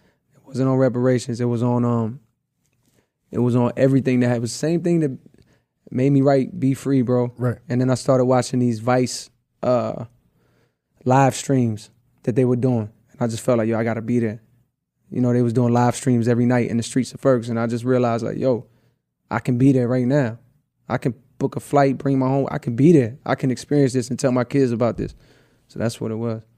I got to ask you a question, man, and can you answer it as best as you can? Yeah. And this was a little bit personal because my wife was at this party. Okay. And Cass was celebrating, and you was there, and Puff was there, and she said a little scuffle, and she started running. Wow. So what happened that night, man, with you and Puff, man? Oh my God, nothing crazy. Take that.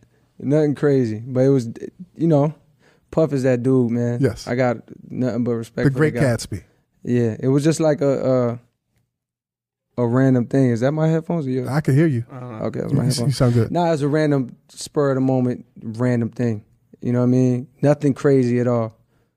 Yeah. Was it one of those random things where when you're in an environment It's like the testosterone starts to clash a little bit. You know what? It was just a quick moment of like of like, you know, just a quick disagreement that turned into something. You know what I mean? But nothing crazy enough to really be.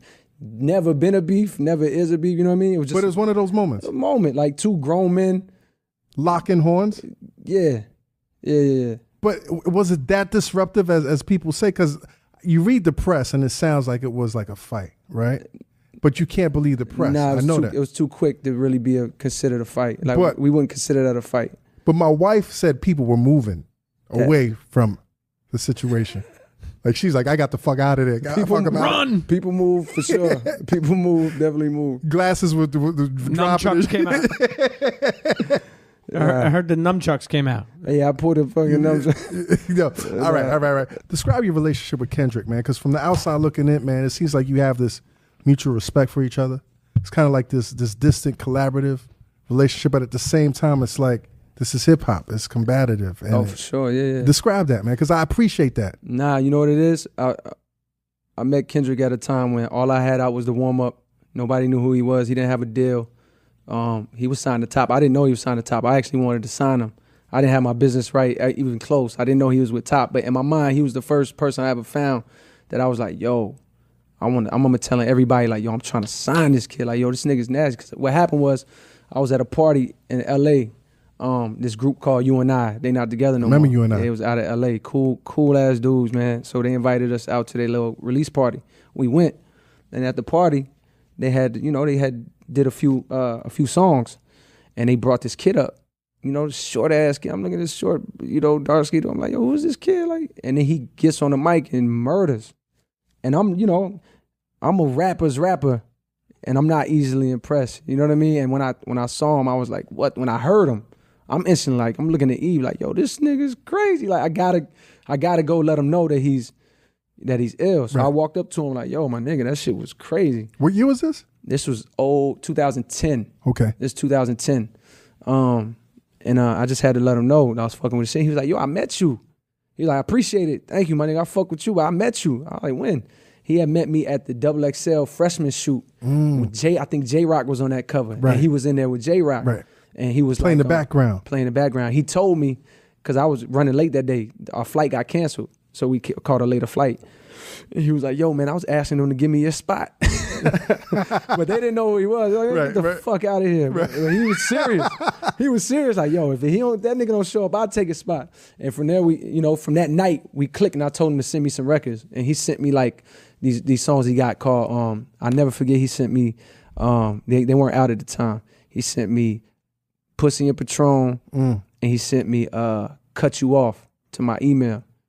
And I was like, yo, this nigga, I'm fucking with this nigga. Like, yo, I want to sign this nigga. But of course, nigga was like, yo, yeah, he fuck with some dude named Top Dog. I'm like, who the fuck is a Top Dog? Yeah, he need to sign. He probably gonna fuck up his career. Some hood nigga that got this nigga locked up. Like, and obviously I was wrong. Right. You know what I mean? But, and from there, it was just like, I felt compelled to always give him any jewels I could.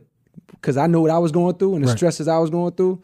And I was always trying to tell him, like, yo, if they try to tell you this, fuck that. You could do it like this. You know what I mean? I always try to provide that and shout him out whenever I could. You know what I mean? And like big him up in interviews. Even when I was in the studio with Dre, I had to tell Dre, like, yo, you ain't heard of Kendrick? He's like, oh yeah, I heard. I'm supposed to be meeting with him soon. I'm like giving him the crazy cosign, like, you gotta fuck with Kendrick. Crazy. Like, you know what I mean? Like, that's crazy. And it's crazy because I was in the studio with him a couple weeks ago, just fucking around, and he brought that up, and I didn't know he knew. I didn't even know he knew that. That, he was that like, you was in Dre's ear. Yeah, right. I didn't even know he ever knew, and he told me a couple weeks ago. He was like, yeah, my nigga, I appreciate that shit. I was like, yo, how the fuck you knew? And Stat Quo, who works with Dre close, and told him. So that's the relationship. It's like, but then it turned into some shit where this nigga blew the fuck up and hit levels that I hadn't reached. You know what I mean? So and you didn't even see those levels in his cards. Oh no, I saw them. Okay, you saw them. Absolutely. Right. No, I absolutely saw them. I saw them for sure. You know what I mean? Definitely. But I didn't know that I wouldn't be there. Right. That was the difference. I ain't know that I ain't know the nigga go platinum before me. Right. You know what I mean? I ain't know that, but I definitely saw it for him. For sure. I believed and believed. And then you hear a song like Control and it's like, oh shit. Yeah. That shit was like, You know what? I heard about it before it came out. Somebody called me and gave me the... So the hype was bigger than... Like the hype was already building before you heard it. Yeah, I heard about it maybe a week or two before, for sure. It was a moment, man. It was a big moment in hip hop, for sure. What you looking for? I'm just listening to you, man. I'm just listening to you, man. Nah, I don't really know what to say about that record. Like, it was a perfectly well played thing, right? You know what I mean? And did that in terms of a chess move, right? You gotta respect. And it's a chess game. It's a chess game, exactly. It's a chess game. And it's better when it's competitive. I mean, sure. Let it be that way. I mean, hip-hop is at its finest when it's competitive. Chuck D said, this is Chuck D.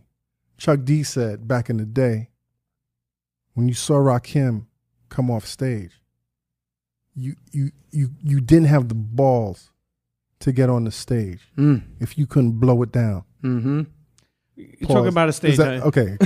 You're talking about a stage. I'm waiting for that pause. No. But you couldn't dare stand on that stage, right? If you couldn't blow that stage down, for sure. You know what I mean? For and, sure. and I think it's great that you guys are bringing that sense of gentlemanly competitiveness back in the game. Because I could appreciate, people want to see. At the end of the day, that's what rap is going to be. Rap is going to be like it's a competitive. Sure, it's a competitive sport. That I'm gonna say this. That verse did a lot for me, in the sense that when I heard it, of course, me telling you the story of what I just told you and how I've always showed him love and always. Did that you feel a kind of way? But this is why I felt the way. I didn't even really hear the line. Right. I heard the loudness of the people. Right. The hype. Ooh. That shit had me feeling like, yo, what the fuck? I had to have a conversation with him. You know what I mean? Like, what was the conversation, man? It was just, not even to dive into detail. I just had to find out for myself, like, yo, what? You came at me, dog? What's that? Please tell me what is that. I got to know, because I really fuck with you. You know what I mean? Like, we not. You know I fuck with you. We not best friends. Like, we know what I'm saying? Like, I don't know you. Like, I don't know your moms and shit, but like, I really genuinely fuck. We got great conversations, and like, I don't fuck with too many niggas again. I fuck with you. I need to know. Right. What is that? What does that mean? And when I got the answer and had time to reflect on the answer, it really, and then went back and heard the verse, like months later, I had to really check myself, like, wow. What was the answer? Oh, it's just exactly what it was. Like, nigga, the last person I thought would even feel away is you. You know what I mean? Like, this shit, but I had to be smacked back into reality of like, nigga, this is rap. This is competitive. This is fun. This is a sport, nigga. Like, this shit is like basketball. The same way. Exactly. If I eat you up on the court and drop 40 on you, we can still go to the club. You can't feel away. You can't feel away. You let me drop 40. You let me drop 40? All right. You better give me 50 the next game. Right. And that's what I just had to realize that that's all it was. It's just, so it did a lot for me in terms of like coming back into this shit being fun again. Right. You know what I mean? Not worrying about my place. Right. I'm just worrying about this shit being fun. Like, you know what I mean? I don't know if that's really explaining it clearly. No, I think you did. Listen, let's wind this up, man, because you've been very generous with your time, man. I can go forever, but whatever you want to say. I'm doing this interview with you, man, and I'm a newly converted fan, and I think, thank you. One of the things I appreciate about this game is artists that I don't necessarily appreciate for whatever reason, and then they convince me to appreciate them. So I got to thank you for that, because very few people have done that. At least to me as a rap fan. Thank you. You know what I mean? But, like I said, man, I think your album, as much as I appreciate it, man, is so much more for the next generation. And my son is a big fan of yours. He's been telling me about you for years. He's been telling me for years, you got to get J.Cole on the Combat Jack show. My man. And when I listen to your album, I don't only think about the enjoyment that I get out of it. I can only imagine how it's impacting his life. So he just turned 18 yesterday. He wanted to come to the studio. Happy birthday, man. Thank you, man. Some Aquarius shit. My birthday's next Wednesday. And so, I told him to come to the studio. And I was like, you know what? I would be remiss if I didn't have him as somebody that you speaking to, not ask you some questions. Go ahead. I'm all ears, bro. So Chuma Osei is on the Combat Jack show. Welcome to the Combat Jack show. Thank you, man. All right, so I've been listening to you since 2009 when the warm up came out, and I was like 12 years old. Damn. He introduced me to your project, and There I was we go. like, yo, Lights Please, that was my song for like the entire year. Like I'm pretty sure I was the only kid in my school who messed with you. That's that crazy. Time. And so like ever since then, like that project and like your next one, like when I heard your next one, I was like, you know, I was of course still a fan, but I was like, you talking about Friday Night Lights? No. I'm sorry. You talking about the album? The album, exactly. I saw what you were trying to do, and I understand it was your debut album. Mm-hmm. But like, no disrespect, I was like a little disappointed, you know, sure. because like I felt like, I mean, like your mixtape, like you were really like staying true to yourself, right? And with this project, I felt like, you know, with the singles, I mean, I understood, right? I like that you were trying to do what you were trying to do. Like you're trying to. You know. Nah, you don't got to clean it up like that. I know. I'm just trying to get to the question. You don't got to understand. I'm just trying to build context. Gotta get to the question, right? I heard Friday Night Lights. I was like, damn, Cole, this is what I wanted the album to be. Well, right? Friday Night Lights was before the first album, but I understand. But I understand what you're saying. Word. Like I'm with you 100%. That's what. And so recently, I saw you at Governor's Ball last year, and you know, I felt like the love, and I felt the love of the crowd. I felt the love and the energy from you. And I wanted to know like how that energy has increased and changed over the years as your fan base has grown and like the love amongst the people from the people. Yeah. So I'm trying to understand what was I thought you were gonna ask a question about the album. No, I mean like I'm sorry. Like I'm just saying like you're nervous right now. I'm a little nervous. It's all right. Don't be nervous, man. Don't be nervous. I mean. No, by the way, don't steer away from that question. I want to answer your question, where you were headed with the album. The first album was a disappointment for you. Yeah. You wasn't what you wanted. Yeah. Don't freeze up, man. Don't freeze up. You better say it, nigga. All right. So, and then, you know, I heard Born Sinner. You know, that was like, I felt like it was really dark. I felt like you were in a dark place, but I still mess with it. But I also felt like something, you know, wasn't clicking still, you know, and I kept listening to Friday Night Lights and like, I was like, this is like, you know, like this is the Cole that I want to hear like on a bigger scale. Yes. And then 2014 Forest Hills Drive. Like that's when I heard that album and I was like, this is the Cole that I wanted to hear. What like clicked at that moment? You know, what came together for you? Yes, that's an amazing question. I'm glad you got there. It's a long answer, but I'll try to get right to the heart of it. What happened was release of Attachment. When you heard the first album especially, but even a little bit on Born Sinner, which is why it was almost so close to me. But it's like looking back, I'm like, I know where I fucked up on that too. You know what I mean? Even though I love the album, and it's like especially people love it. But I know what happened on that too. The difference between those two albums and this album, as well as the warm up and Friday Night Lights, was especially on this album, there was a release of attachment that we talked about in the beginning of this show.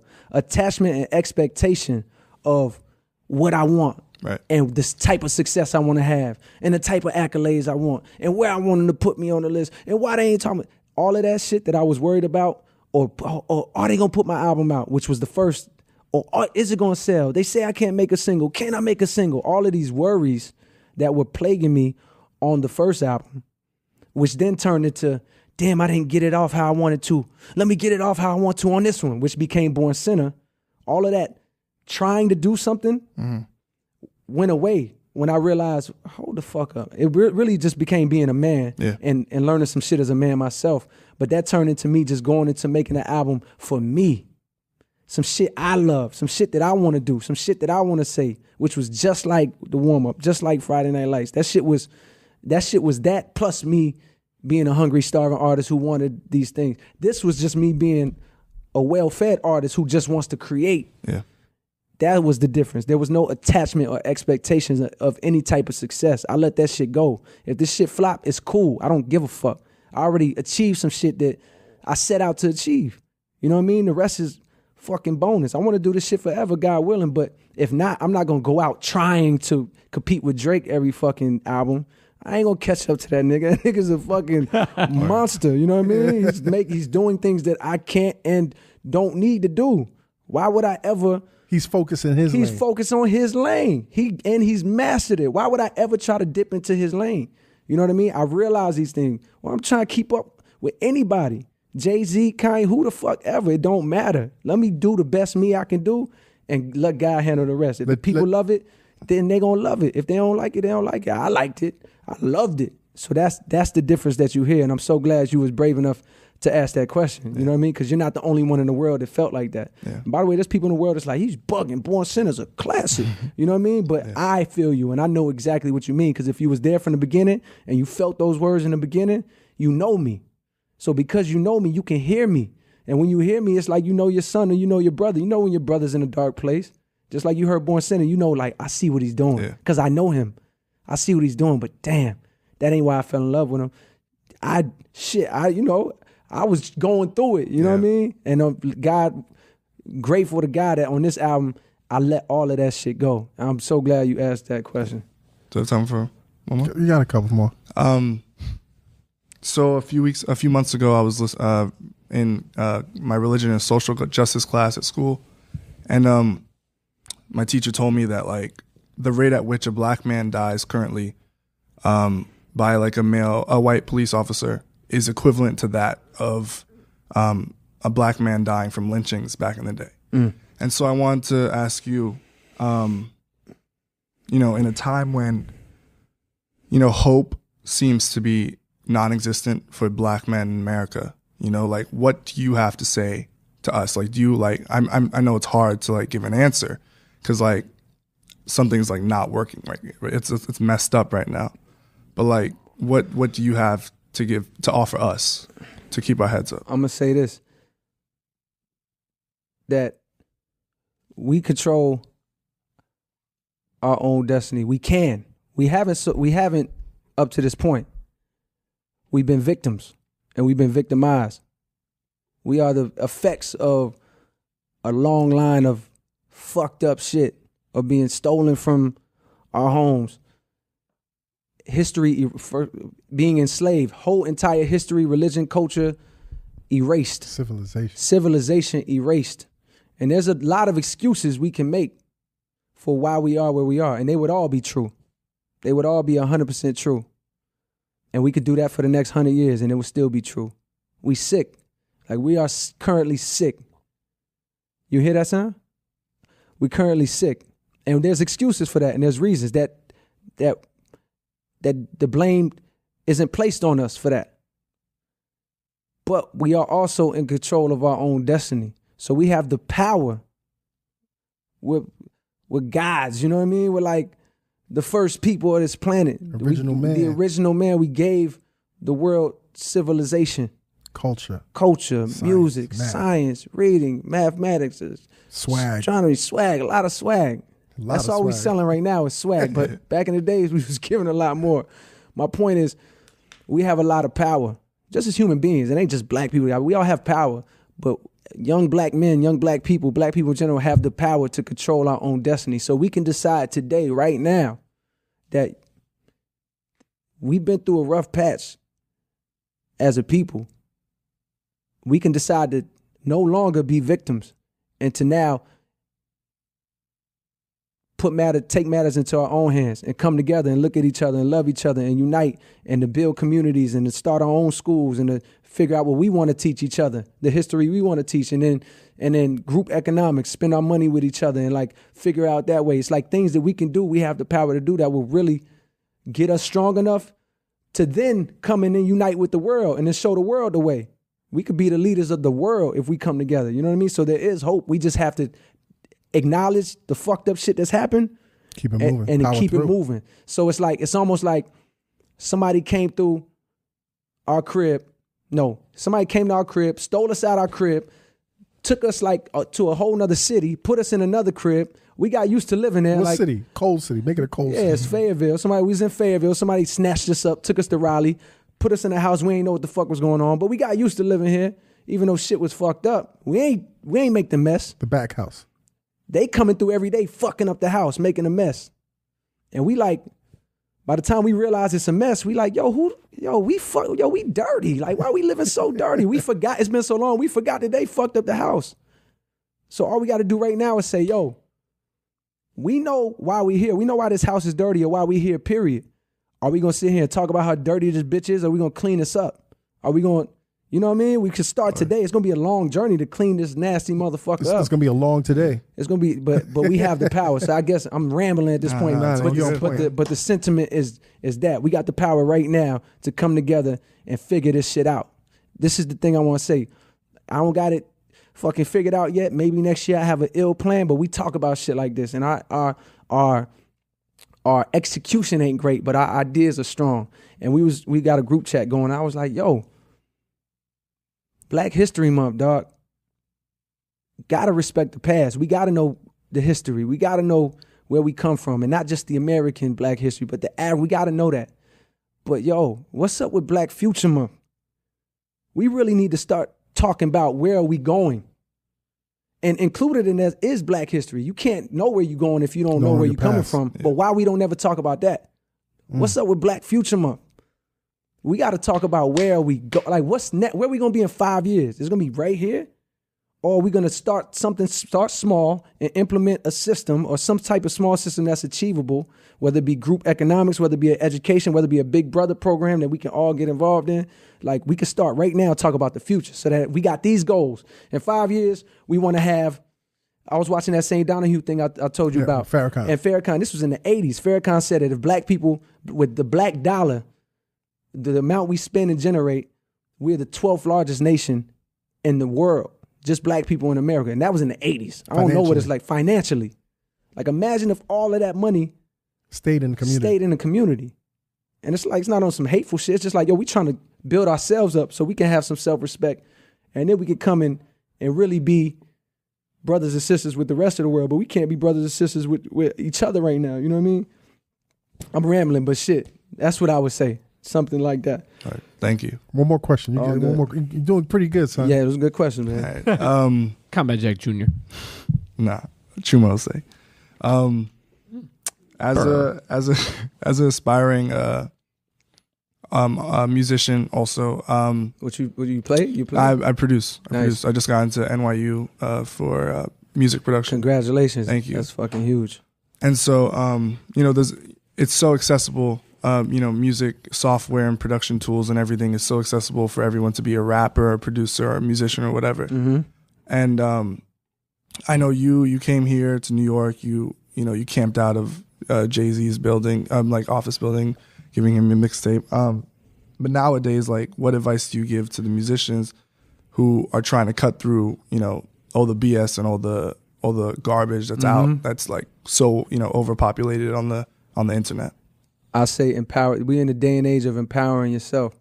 It wasn't like that when I was camping outside of Jay's office. We still believed that you needed labels.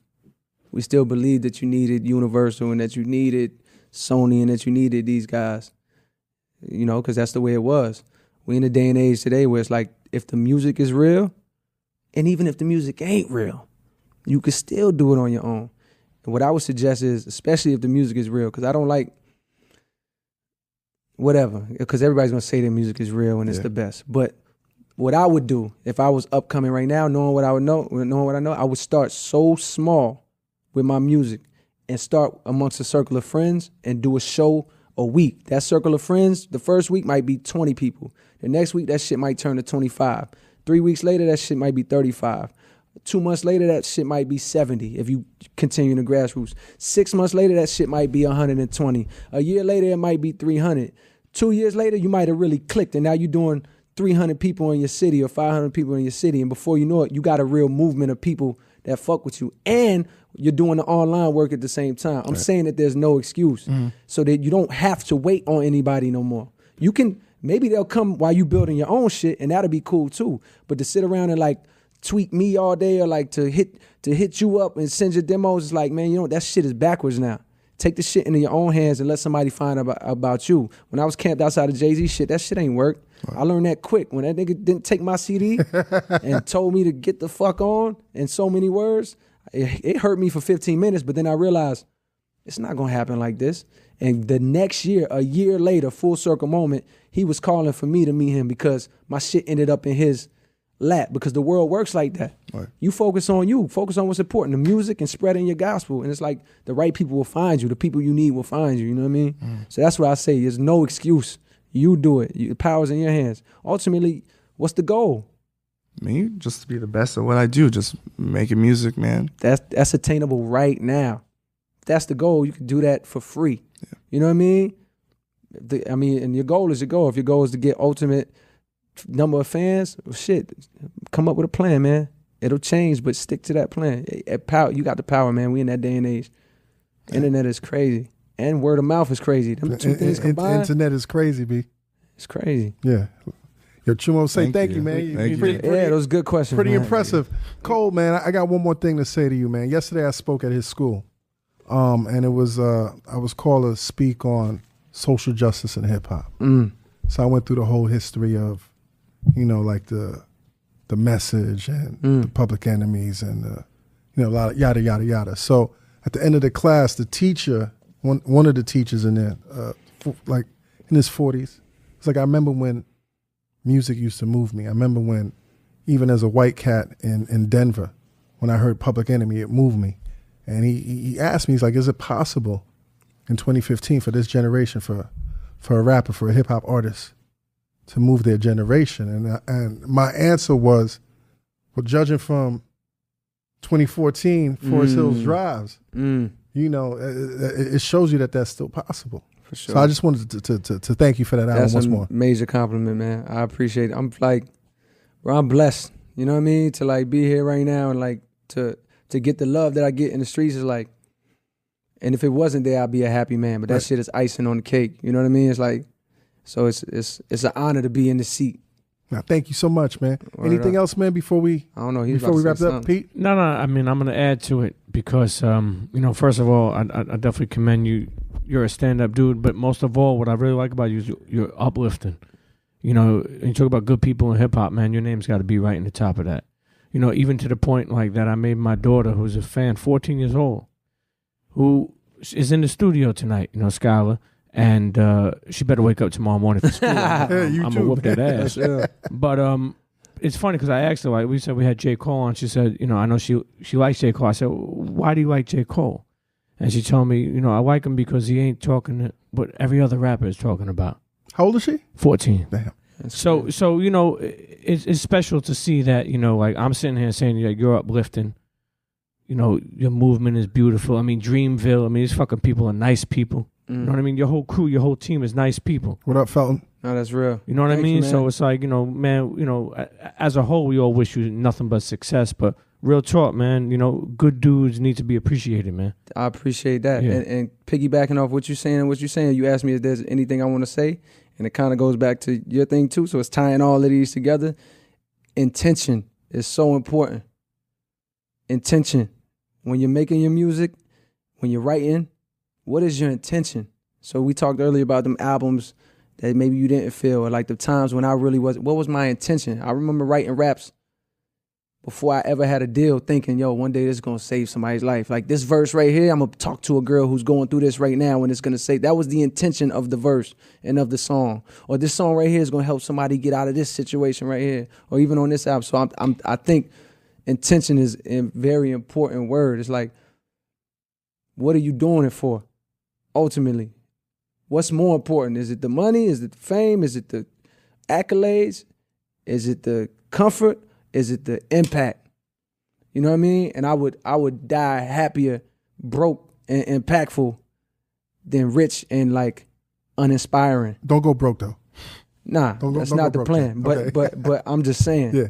Intention, man. But that's it. J.Cole, thank you very much, man. My man. Thank y'all, man. This is fucking dope. How long was this shit? 8 hours? Yo, Jonathan Mena, how long, man? Under 2 hours?